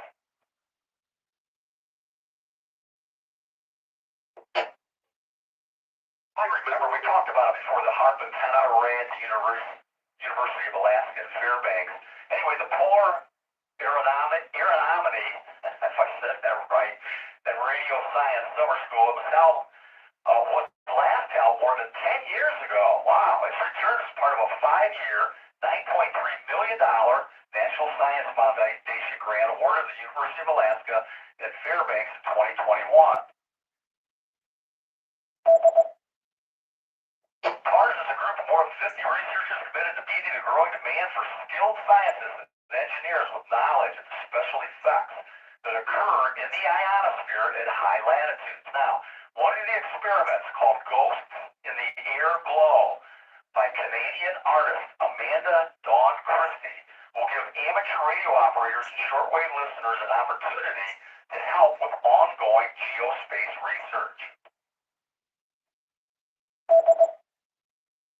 Got involved with that one about a year ago. It's really, if you like to experiment with things and help out with this research, you might want to check it out. And they have a website you can go to. It's called Ghost in the Air Glow. There's a link to it, or you can just Google Ghost in the Air Glow, and it will take you to the website. You can find out all what you need to do to send in a signal report or a certificate and find out a little bit more what that's all about, because it's a really interesting thing on how they mix signals in the ionosphere. And they do some slow scan TV stuff and some other type of test. Really unusual. So again, if you want to help them out, check it out. Other thing I was going to note here, so this is to help research towards better HF propagation. You know, we talk about HF propagation always at the beginning of the net, and you already know it. It's kind of vague. It's not rock solid. And so this kind of research helps us to learn more about how better to forecast HF propagation conditions. It's really that field of forecasting HF propagation is fairly new, and it's really sketchy. It really is. And so we're just learning as we go, and you guys can all be a part of that. So if you want to know more, check out that article on page 10. Well, actually, it starts on page 9 of the Ohio Section News. It's called Amateur Radio Operators Can Help with HAARP Experiment. And I mean, it's a crazy experiment. You got to check it out.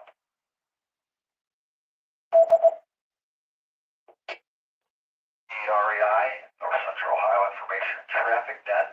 Now, a little information more here in the local area.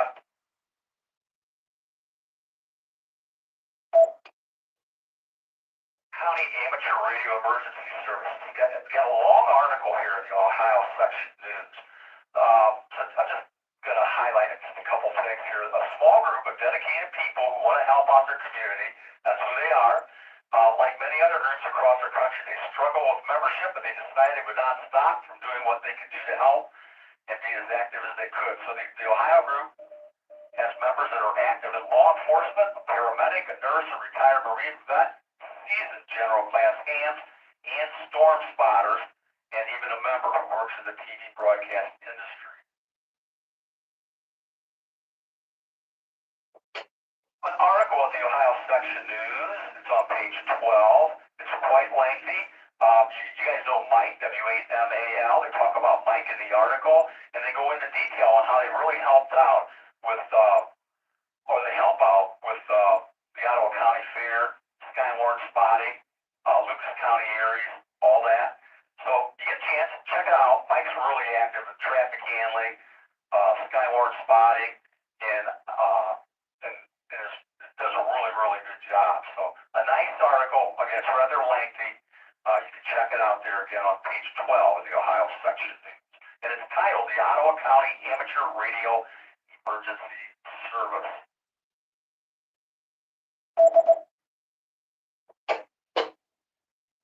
Last week we talked a little bit about the 6-meter activity they're trying to generate up there in the Toledo area. And we gave out that little schedule there. I'm just going to repeat it here real fast. If you have 6-meter multi-mode capability, or any mode for that matter, write down the dates and times here and take a listen. See if you hear any activity. I tried it. I didn't have any luck on one of the Wednesday nights, but you may have better luck. So here's the schedule. In Northwest Ohio, 6-meter nets. Every Wednesday at 9 p.m. The first Wednesday of the month, they're on 50.4 AM mode. On the second Wednesday of the month, they're on 52.525 FM mode.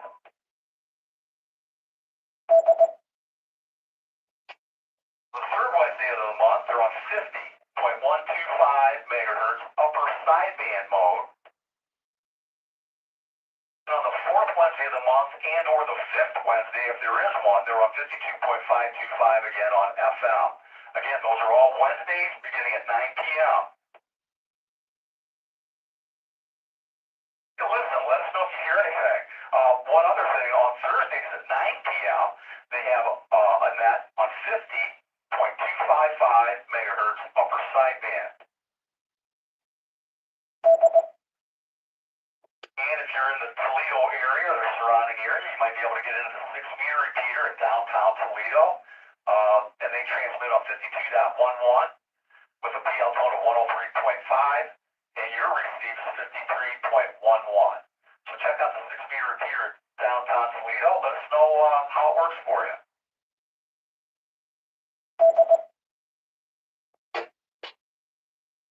And what else? Oh, geez, the Ohio QSO party. We keep talking about that all the time. So just a real quick update. Again, August 26th. If you've never worked the Ohio QSO party or any QSO party, this is one you want to try out. You can find out all the information. Just Google Ohio QSO party. There you'll find all the rules, start times, all logging responsibilities, all that kind of stuff. It's a lot of fun. You're the main target. Everybody in Ohio, that's the main target. So it's fun. You don't have to be a big gun. As a matter of fact, I don't even think they operate high power. I think the highest you can do is 100 watts. So check it out. Again, there's also a article there in the Ohio Section News on page 22. Get on the air. It's a rare DX, they say, with no travel costs, by the way. Operate right from your home QTA. Everybody's looking for you.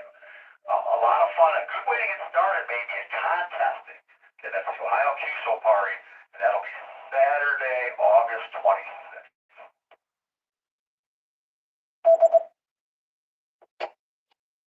I'm going fast, but just hitting some highlights here. We talked a little bit last week about operating HF split. Now, some of you may be real familiar with operating HF split, and some of you might not. If you're going to do try to work any DX, especially some of those rare stations, you got to want to know how to operate split with your HF radio.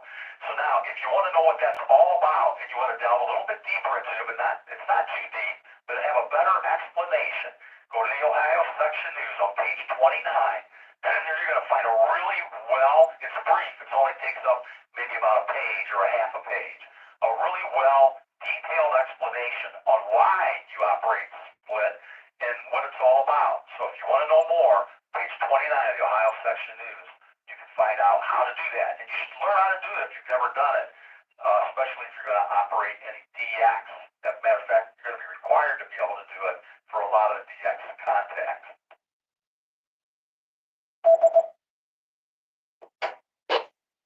WB8REI, this is the North Central Ohio Information and Traffic Net. Now I get into some other news here. Before we do, are there any other stations where they're without traffic? Anybody else would like a signal report? Call now. WAWWJ Vermillion.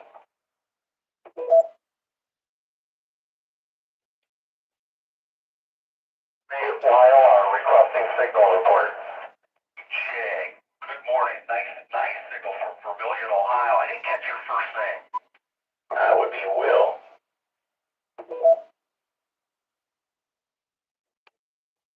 All right, good morning, Will. Thanks for checking in with us this morning. Sound really good.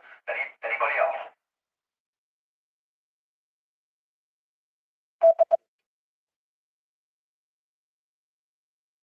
Let's get into some other stuff that just kind of updates you on some good news, interesting news, I should say, in regard to amateur radio. So by now, some of you might be aware that Fair radio sales are going to be shutting their doors.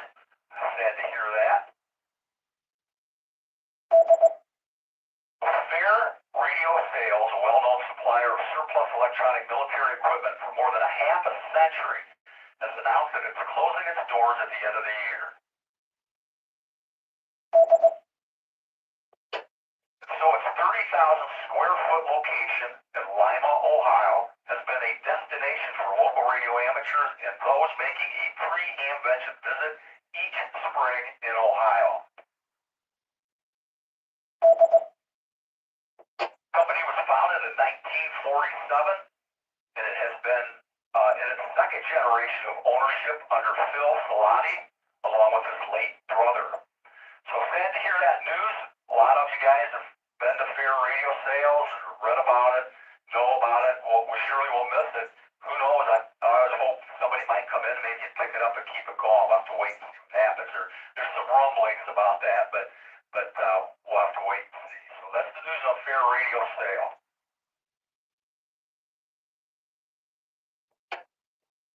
Piece of information, kind of sad, sort of sad, always sad when somebody passes on here. The co-founder of a popular U.S.-based ham radio equipment manufacturer has become a silent key.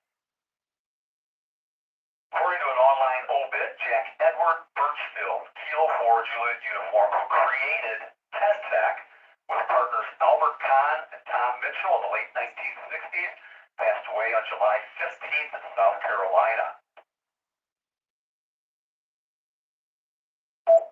The original line of products carried by the company were of his design, as were many other products that were developed in the years afterward.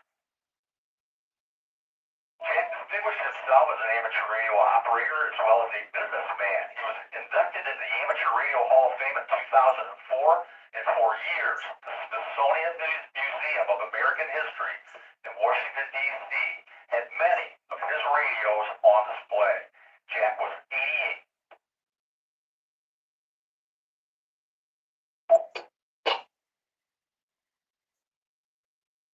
WB8REI, this is the North Central Ohio Information and Traffic Net. Just a couple more pieces of information. Then we'll be getting over to looking at our schematics here on the Kenwood TS450.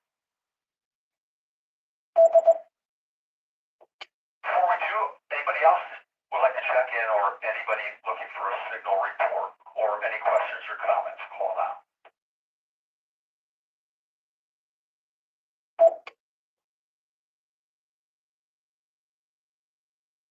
Like this one, we all have problems with our equipment sometime, or antennas and that. And it's interesting to know that even these scientists have run into problems. So we've all had antenna issues at one time or another. But what happens when changes in your antenna take you off the air and your antenna is more than 12 billion miles away? Well, that's the problem facing the Voyager 2 deep space probe. NASA lost communications with the Voyager 2 probe after sending it a set of commands on July 21st. Those commands caused a change in the spacecraft antenna's orientation by 2 degrees. However, that was enough to interrupt communications between the spacecraft and the Earth. However, Voyager is programmed to reset its orientation on occasion to keep its antenna correctly pointed. However, the next regularly scheduled reset won't be until October 15th. Now, by using multiple antennas of NASA's Deep Space Network, or DSN, mission engineers were able to detect a carrier signal from Voyager 2. They hope to use the Deep Space Network to shout a command for Voyager to reorient its antenna. This intermediate attempt may not work, in which case the team's just going to have to wait until its automatic orientation reset in October.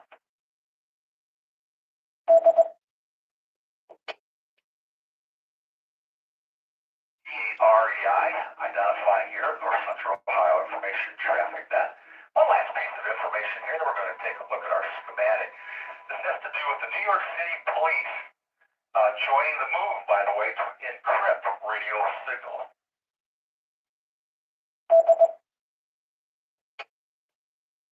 In calls and protests from the news media and from local New York City officials, the New York City Police Department has begun encrypting its radio transmissions, following a practice taken taking place at police departments around the United States. 6 police precincts in northern Brooklyn were the first to implement the use of encrypted transmissions recently, and the New York Police Department confirmed to various media outlets that more are to follow.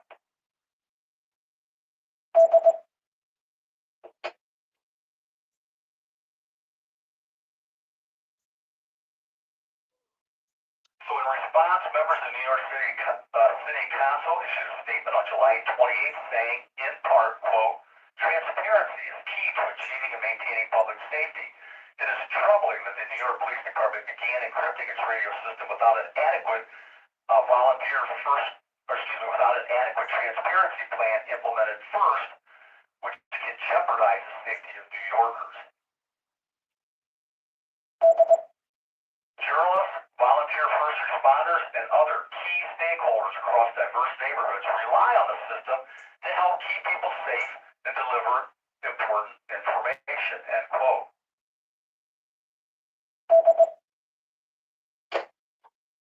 So police radio transmissions have traditionally been transparent, and first responders, members of the media, and others often monitor scanners to learn what's going on. New York City's changes of police radios follow similar actions in California, Colorado, the city of Chicago, and elsewhere.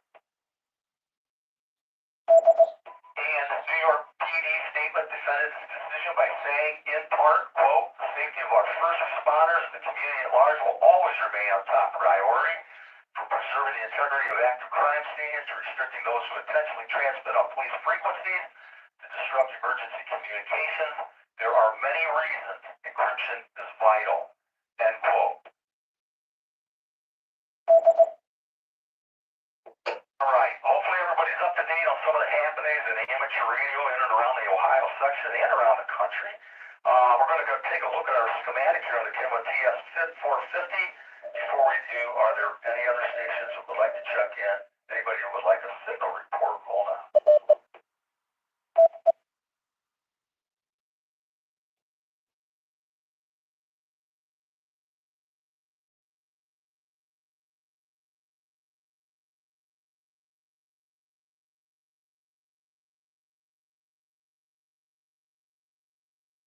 Sounds very quiet.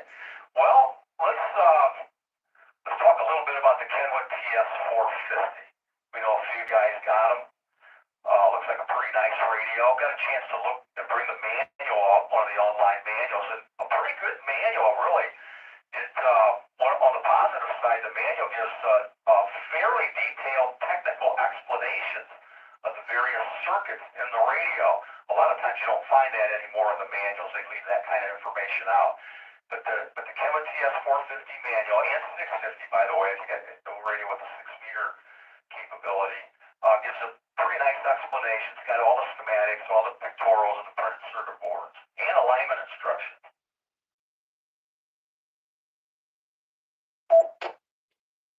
And today we'll start out, we're just taking looks. We stab at little pieces and parts, specific parts of the radio. There's no way we could cover the whole radio. But we'll look at the phase lock loop board a little bit today. That's kind of an interesting part. If you've got the schematic in front of you, and you look at page 6, I think that they're all numbered pretty close to the same or exactly the same. Actually, if you start on page 5, page 6, and page 7, they're nice block diagrams of the receiver, then of the phase lock loop and its frequency information or configuration, and then a real detailed block diagram of the phase lock loop itself.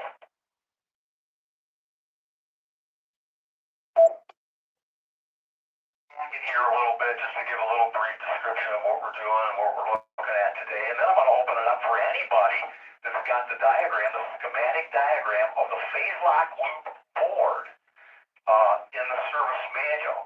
If you can identify a component or a part or describe something on that part of the board, or have any question really, and do any involvement that way, well, we'll mark you down for a point toward our lottery card here we award board for the highest score here. Well, the score of 4 at the end of 4 weeks. All right.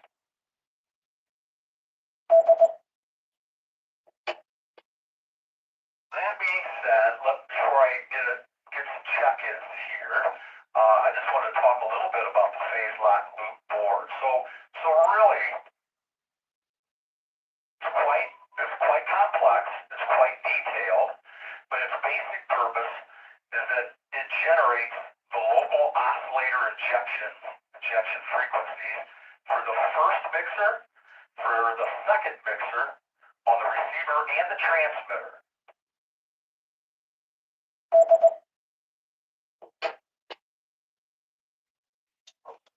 It also has a part in getting data or getting frequency information from another board called the carrier board, and it needs that information in order to keep the two local oscillators, LO1 and LO2, locked on frequency. And we'll touch on that a little bit. But the main purpose of the phase lock loop board itself is what generates the first injection frequency for the first mixer and the injection frequency for the second mixer. And that's for the receiver and for the transmit side of the radio. Good afternoon. The time is 1200 hour. And if you follow along, and I'm just sitting here looking at the signal system frequency configuration on page 5 of the service manual.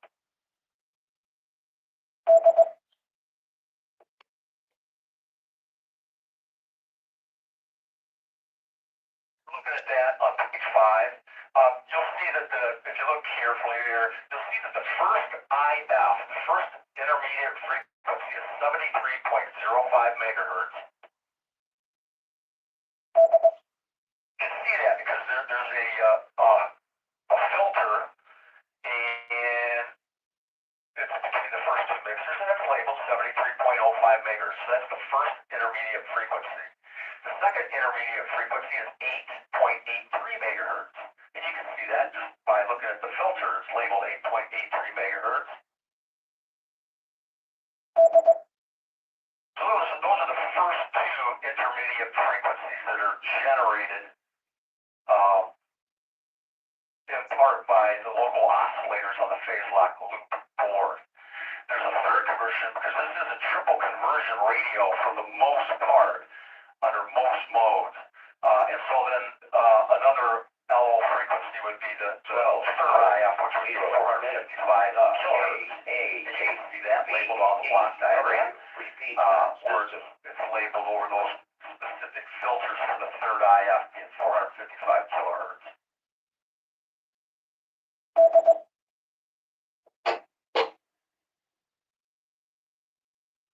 There's a little information on the out of lock condition. I think Jim had mentioned something about he had a 450 that had a out of lock signal.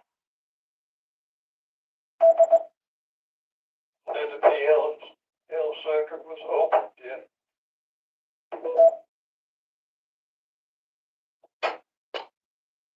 Okay, so the phase lock loop, you get an indication on the radio that the phase lock loop is open. So hey, so what does it on the display? Does it show the 4 dots on the display, and then you get a CW message that it looks like it sends the letter U and the letter L for unlocked. Yeah, that's what it stands.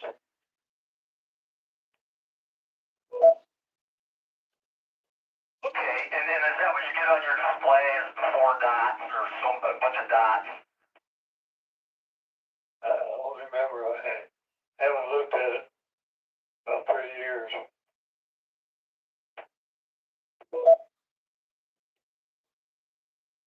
And what you get, if you do get a chance, you can look at it there. Yeah, so when either of those two, they're actually a configured phase lock loop, when they are not in lock, either one of them will generate an out of lock signal, logic signal to the microprocessor. That's what tells the processor, it says, hey, send the Morse code UL for unlocked, and display display the dots up on the screen. So that locks the radio out so it can't be transmitting on an incorrect frequency or cause those sorts of problems. So the radio is no longer in lock. That sounds like that's what yours has. Sounds like it's a fairly common problem. You ever get a chance, you probably have already tried it, but it would be curious to know if you change bands, is it always out of lock no matter what band you're on, or sometimes that sheds a little bit of light on what the problem, drills down on where the problem might be. And you can't do anything when it comes on and just gives that code. And can't change bands, you can't turn it up, turn it down, there's nothing. It's absolutely nothing.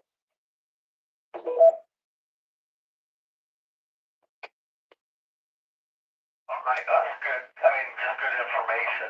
Yeah, so there's a good chance, it's telling you that, excuse me, either the injection frequency for the first local oscillator is not there, or the injection for the second local oscillator is not there, and or both.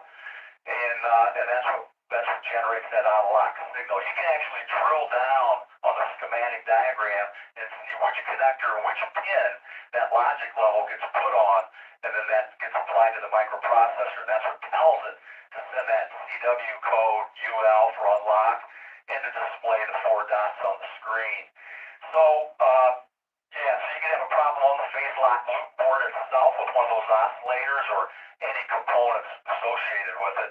Or the carrier, there's a separate board called a carrier board. It generates some frequencies that the phase lock loop board also uses, and so there could be a problem there too.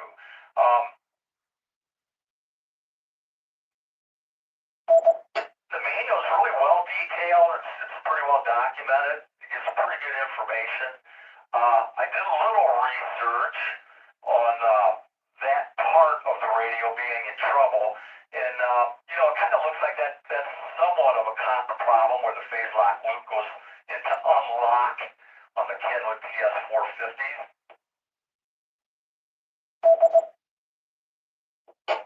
So you probably looked at it already, Jim, and maybe some others have too, but a little information here. I always kind of like to look around on the internet with anybody else if I ran into that same problem you got.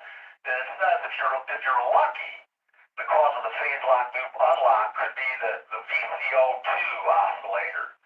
So it says basically what they're saying there is a very common problem on the VCO2 oscillator, which by the way is actually on the carrier board. There's a little trimmer capacitor there that breaks. Now, I don't know if that breaks because people are trying to tweak it, or if it just breaks on its own over time.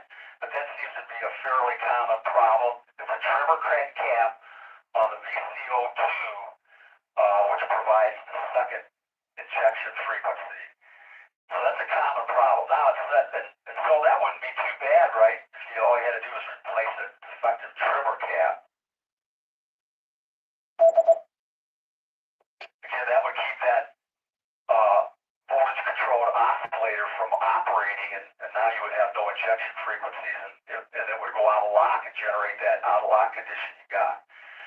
This goes on to say if you're unlucky, the cause of the phase lock loop unlock could be one of a series of bad direct digital synthesizer ICs. That would be IC1 and IC2, also located on the carrier unit board.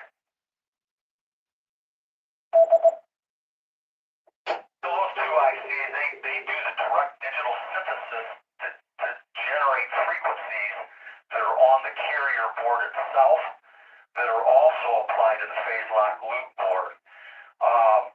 Now, according to this, it says there are no more replacement carrier unit boards, and there are no longer ICs that are made for that board. However, I see on eBay you can find that board. You never know what condition any of this stuff's in, but you can find people that have those boards for sale. Usually running in and around the neighborhood with shipping and everything between $90 and $100. You got that manual pulled up on the internet? Yeah, you should be able to, if you just Google Kenwood TS450 service manual. If you just Google that, you'll see all kinds of links.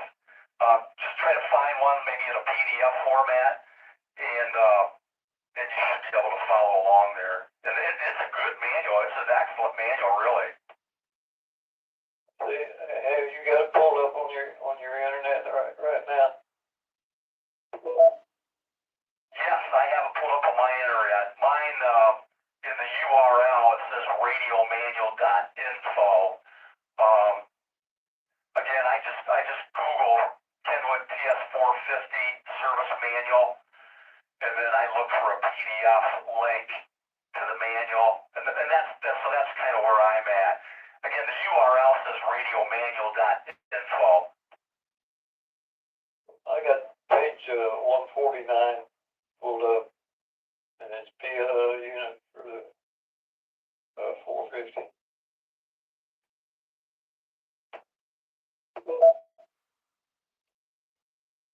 Page 149, you're probably looking right at the schematic diagram of the phase lock loop. Let me get there once.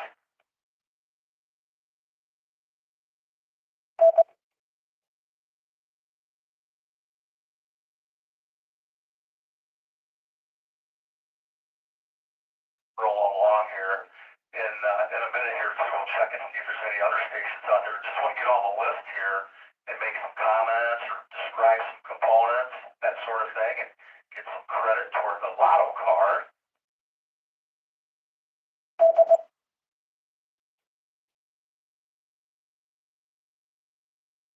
All right, page 149. I think I'm there, Jim. Coming right up on it. There we go. All right, phase lock loop unit. Yep. It looks to me like you and I are looking at the same thing. All right, good deal.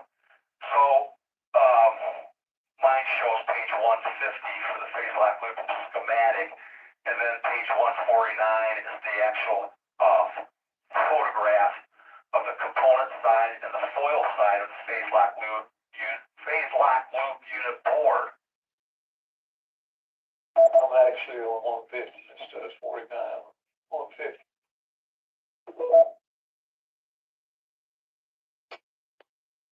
Hey, yeah, page 150, that's where I'm looking to. You're at the right place. So that is the schematic of the phase lock loop board. And if you look over to the right, all the way over to the right, you'll see the first local oscillator output. That is the output from the phase lock loop board, this board we're looking at, that becomes the first injection frequency into the mixer that can provide the first intermediate frequency. And it tells you the range of frequencies. Depending on what you got dialed up in the radio's window, of course you can't do that because it's not a lock, but if you could, this output would be somewhere between 173.15 and 113.05 megahertz. That is the local oscillator 1 output of the phase lock loop board. So that's an important output. On the left side, about midway, is those 3 tunable caps in a row there.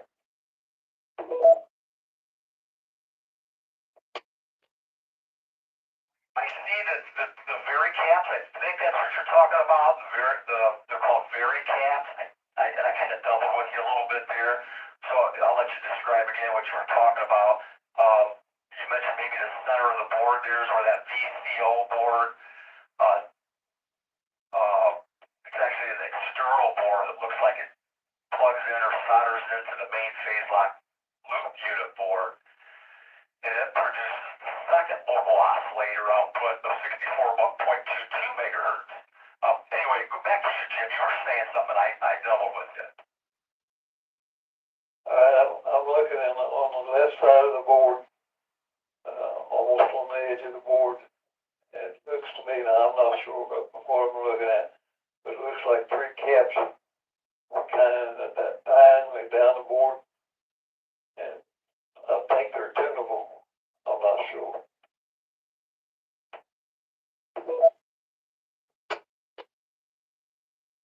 Yeah, so I think what you're looking at maybe is you looking at are the actual tunable coils for a series of 3 VCOs that are on this phase lock loop board. And they're the ones I'm looking at are labeled L5, L7, and L9. And so if that's what you're looking at, what those coils do, and they're adjustable, they allow you to, that's how you align the VCOs on the phase lock loop board so that the VCOs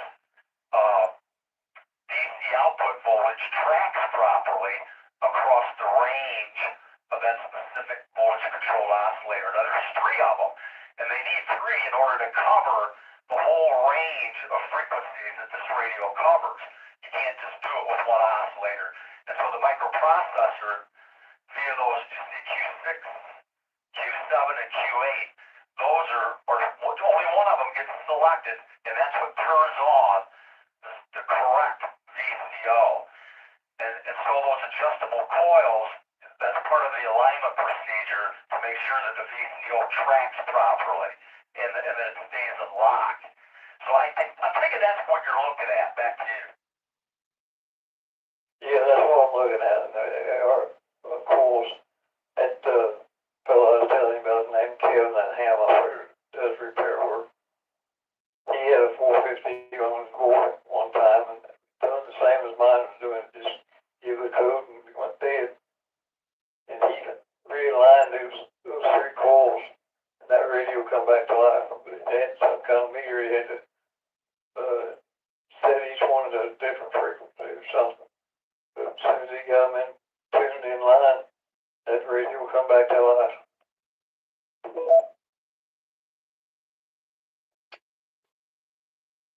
See that? And so I'm just looking at this. I'm going back and forth between the schematic diagram and the block diagram. Let me get on the right page here.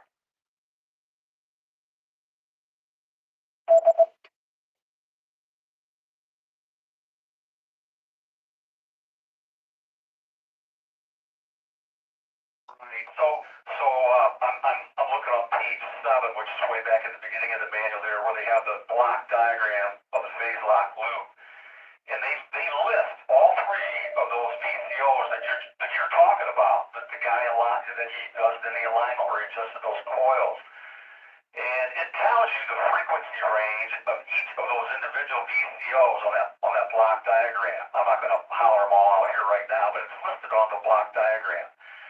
And so what's interesting about that is it's hard to believe that all 3 of the VCOs would be out of alignment.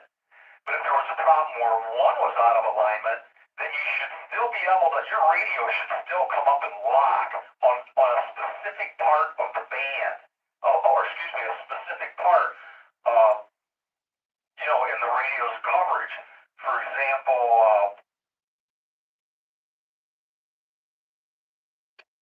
so you might, if you tune above 10 megahertz, maybe your radio would go into lock.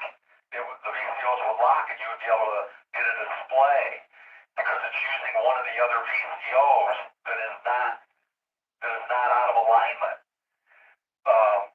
Again, it's hard to believe that all 3 of them would be out of alignment. You would think that maybe 1, maybe 2. And so that's why I mentioned to you, I wonder if you try tuning across your band, see if it goes into lock, clear up around 20 megahertz or 30 megahertz, and then tune way down to the bottom end of the band as low as you can and see if it goes into lock.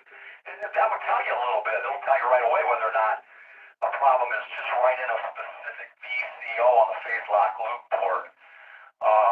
There's all kinds of other things that cause that to happen, but yeah, doing that. There's alignment instructions on how to do that.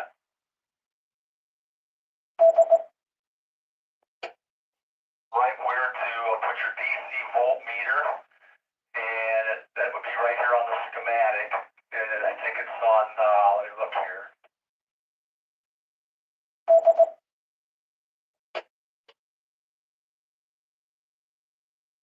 And be down on one of the phase lock loop ICs for one of the 2 phase lock loops. Now, like I said, it's a really detailed schematic and the way that this operates as a phase lock loop board. It's pretty complex, lot of detail here.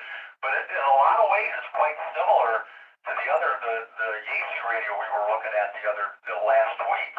And so it only selects one of those three VCOs on the phase lock loop board.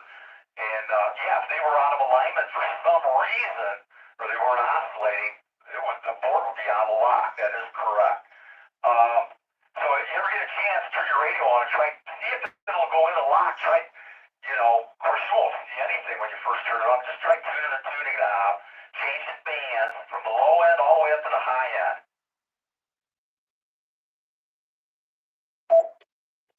Put it on the bench one of these days and set it up and see what happens.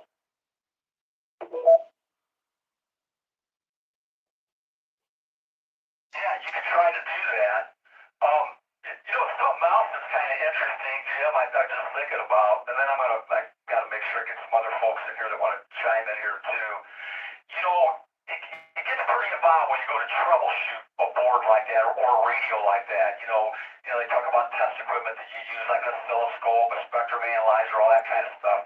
But one thing that might be interesting is if you just took and I don't know if this would work or not, but it's a sort of simple thing to do, and it would be kind of interesting.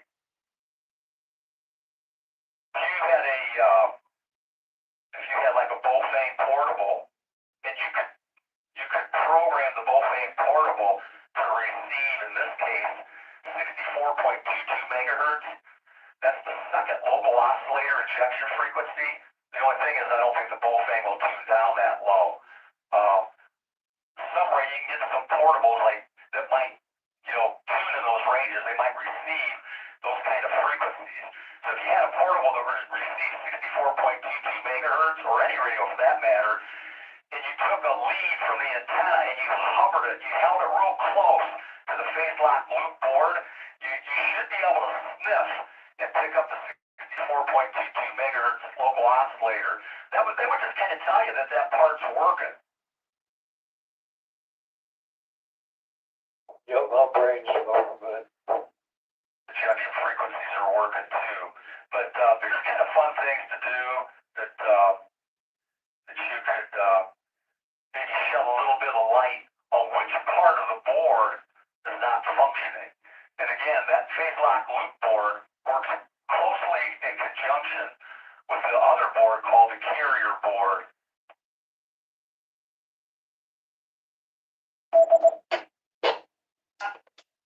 You get a chance, put it on the bench, change bands all the way, go off every band. See if you can get it to where we'll go into lock and operate, and then you can kind of let us know. And then again, if you study the diagrams very carefully, and you had another radio, a portable or another receiver that you could program up to what those ejection frequencies are. You can see if you can sniff them if they're even there. Might shed a little bit of light there too. It's just kind of an interesting thing to try.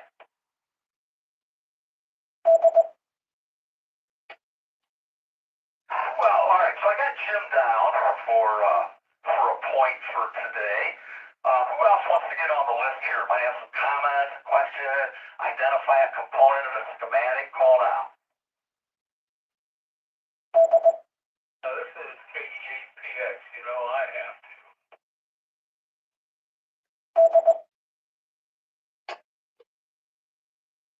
Hi, Ron, KEPX. Absolutely, man. I got you on the list. Let me check just to see in case there's anybody else.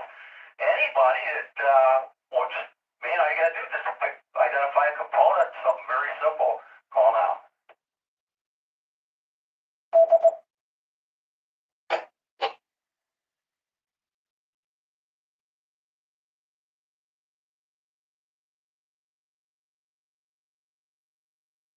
Okay, well, maybe some people are just looking at it.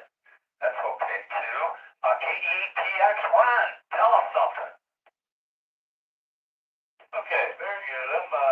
I appreciate this, Jeff.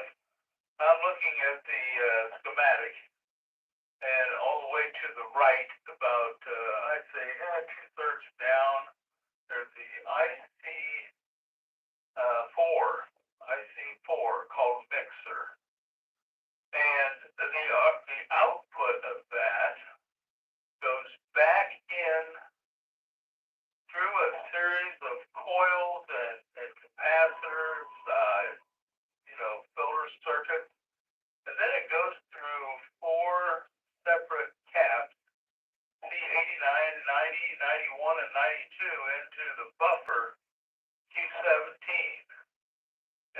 looks like it might be a push-pull type, I don't know, buffer into an amp.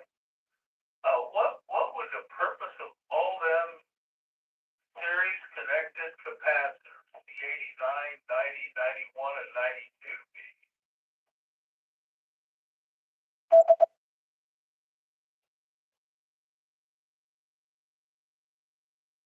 Really good question. I'm sitting here looking at, I see exactly what you're describing there in the schematic.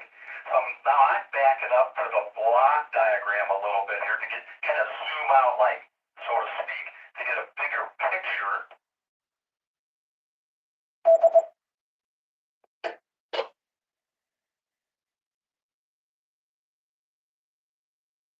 So what I'm doing is I'm now looking at page 7, and I know that's clear back at the beginning of the schematic, or of the manual, the phase lock loop block diagram. And what you're describing, Ron, integrated circuit number 4 called a mixer, is on the block diagram on page 7.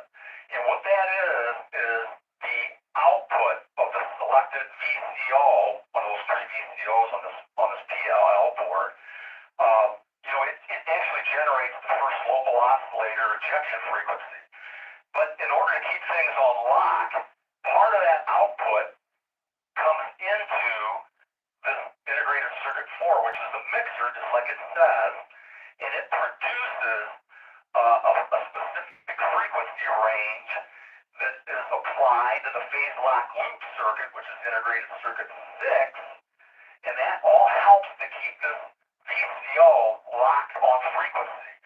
And so those components you described set up what's called a bandpass filter.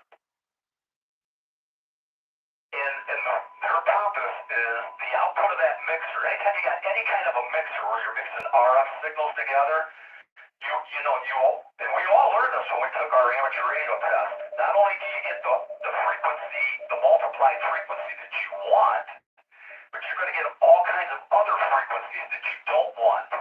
And so that's what the purpose of the capacitors and coils you're looking at. They make up what's called a bandpass filter, and the output of that mixer is going to be anywhere in the range between 6 and 46 megahertz, depending on what you are dialing in on the radio. And so that bandpass filter rejects anything that is not within that range of 6 to 46 megahertz. Remember, that integrated circuit 4 is a mixer, so it's going to produce all kinds of frequencies. And you don't want everything, you just want somewhere between 6 and 46 megahertz. So that's the purpose of those caps and coils. Then the output goes into a buffer amp, and then that output goes into the actual phase lock loop integrated circuit number 6, I think it is. 6 or 5. 5, integrated circuit 5. That's the actual phase lock loop. Back to you.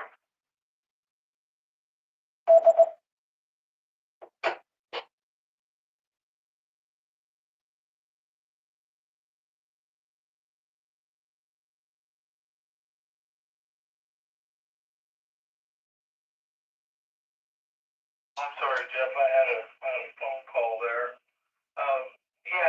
It's really a complicated circuit, and there's a lot of components that take care of doing what needs to be done. Thanks a lot for the explanation. I'm on the block diagram now, and I tried to follow between the 73 megahertz, the 8.8, and the 455. So I understand what you're saying. I'll go back to the schematic and see what else you got going on. But hey, thanks a lot for this. Your knowledge on this is way up there above mine, that's for sure. Thanks a lot, KE8PX.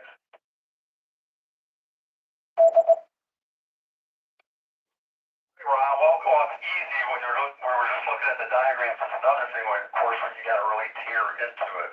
It's a whole other complicated thing.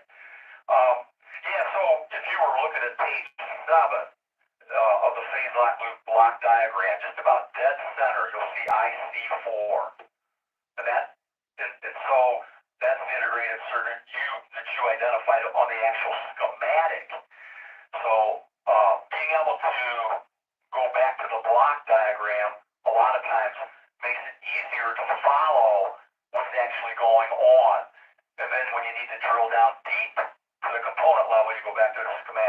show that. But anyway, looking right in the center of the phase lock loop block diagram on page 7, and you see IC4. When you look at the output of that mixer, you see the band pass filter, BPF, 46 megahertz. That's all those coils and caps you just described. And when you get time there, if you want, you look at that, and it is a complex phase lock loop circuit, there's no doubt about it, a lot of stuff going on here. But you can see what's actually happening there. That whole mixer just samples part of the output of the first local oscillator section, and it mixes down to a needed input to the actual phase lock loop integrated circuit. And there they get compared with the reference frequency as another input. And if they're not in phase, then it generates a DC voltage, which by the way gets filtered by the low pass filter G19 through G21. And I'm looking at all that on page 7.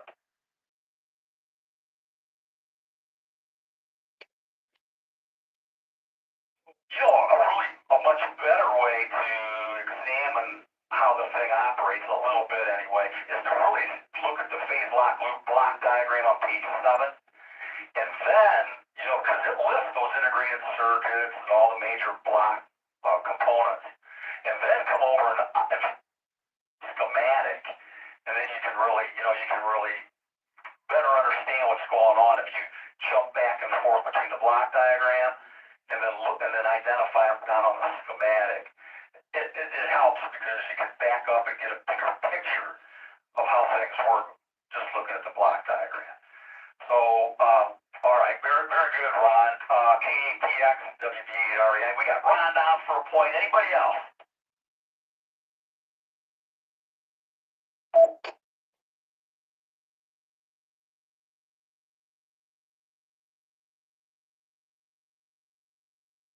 KAPX. Ron? Yeah, I caught up with you here. I got page 7 up, and I was looking, and I did find IC4, and I found the Q17 and 18, and the filter network in between it, and yeah, I am definitely following now what you're talking about, and it does give an easier breakdown and kind of let you know where the path and what's happening. So, hey, thanks a lot, Jeff. I appreciate your input. K8PX, I'm done.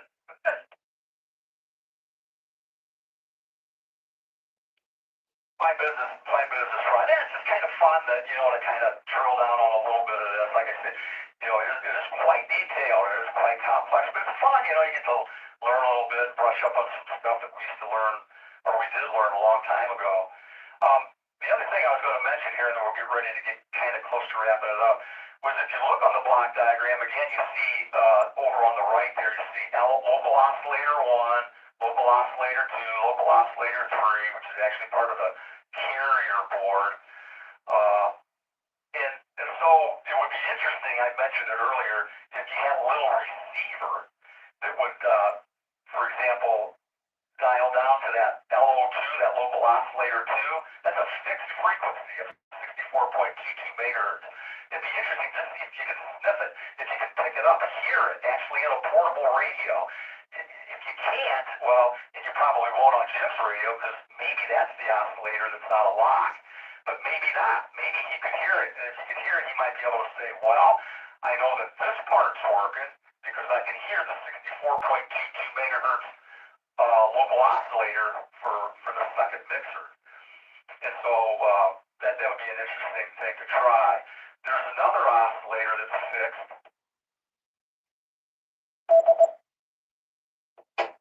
So a couple of them. Another one to tune a radio to would be just a fixed crystal oscillator on the carrier board. And it generates a fixed frequency of 8.375 megahertz.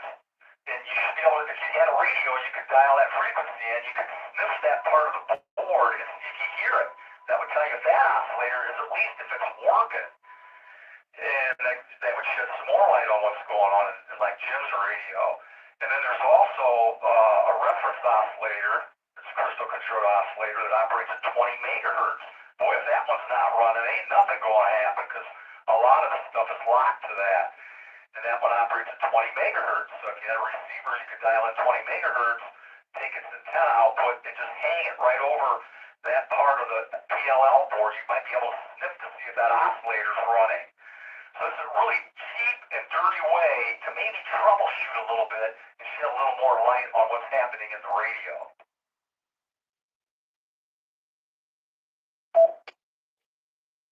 Just another comment. To me, if you got a radio like Jim's got, and nobody will repair it, you can't get nobody.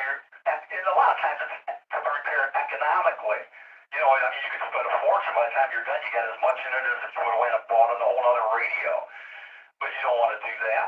So if you're lucky, you can get it working. If not, sometimes it's fun just to learn something from it. If it's already not working, why not just tear into it a little bit? Try a few of those things, and you can. That's the fun part of experimenting with amateur radio is that we can do that as AM radio operators. You can go and dig into your radio and just take something cheap like a little receiver or even a good receiver for that matter, and go in and see if you can sniff those oscillators, see if you can hear them. You got to look at the block diagram to see what frequencies they would be on. And everybody's got a DC voltmeter. You can go in to see if your VCOs are actually tracking within the range they're supposed to be.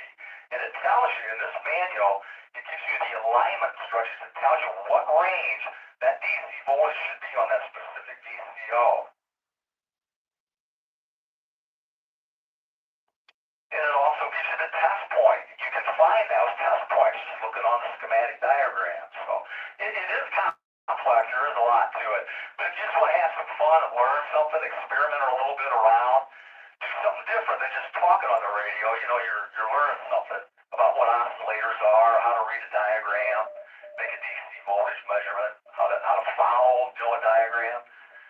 You might want to give some of this a try. All right, very good. All right, anybody else? Last chance. Anybody got anything you want to ask or describe on the Kenwood TS450? Call now.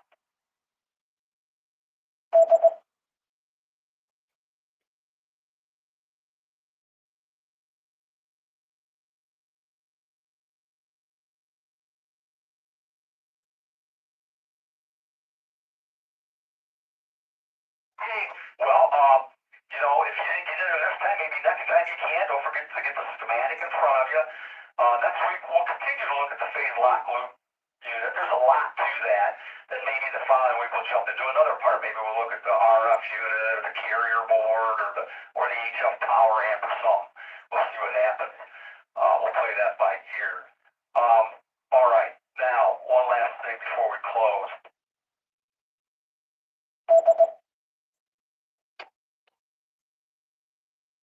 Maybe Jim will be able to take a look at his radio there and see if he can, select, go through all the bands, just in case, just maybe by chance, maybe one of them will lock, one of the VCOs will lock, and it might work. Might just shed a little bit of light on what's going on. All right, so I want to look real quick here at the contest calendar this weekend.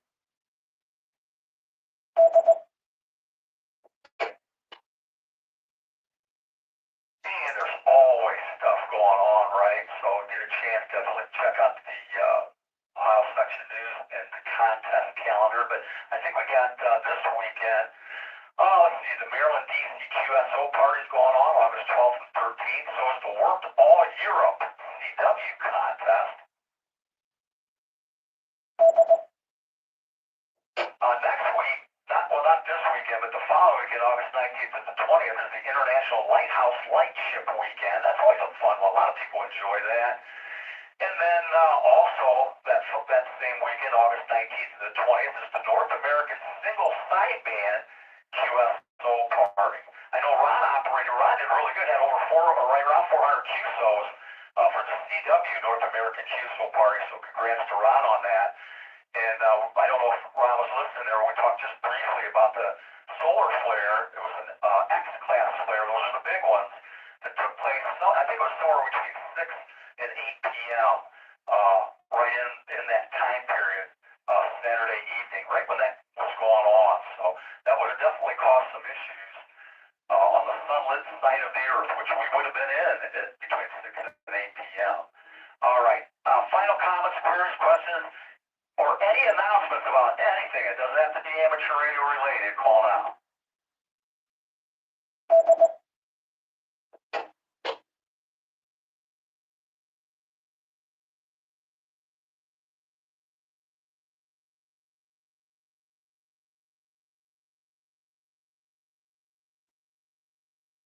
All right, sounds pretty quiet. All right, between now and next week, get your schematics out of the Kenwood TS450, and we'll have a little fun here describing transistors and resistors and JFETs, coils and capacitors, all that kind of crazy stuff. Don't be shy, just get on and of course you get a chance to win a lotto ticket. Who knows? Could be your ticket to world travel or a sailboat or a brand new mansion. Who knows? All right. Everybody have a great weekend. Thanks to everybody that helped out here this morning. That would be Bob.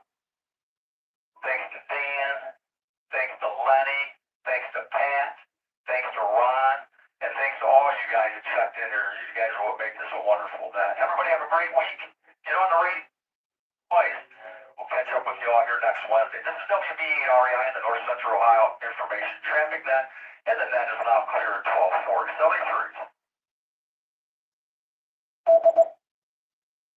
Thanks, Jeff.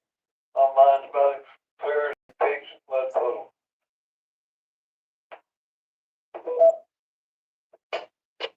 Hey, Jim. Hey, man, just my philosophy is if it don't work, you can't make it any worse than it already is. Yeah, man, experiment around with it. Just throw it up on the bench, change bands, see if it will come to life. If that don't work, if you got another receiver and you can tune it to a couple of those local oscillator frequencies, maybe you can see if you can hear any of those. Excuse me. And between now and next week, boy, my throat's getting dry. We'll see if we can identify some of those frequencies a little bit better. All right. Good talking to you, Jim. Hope you're having something good for lunch. WB8REI. Probably go to town, give me a sandwich. And have a good week. Same to you, Jim. We'll catch up with you next week. WB8, and don't forget everybody, check out Lenny's YouTube page here.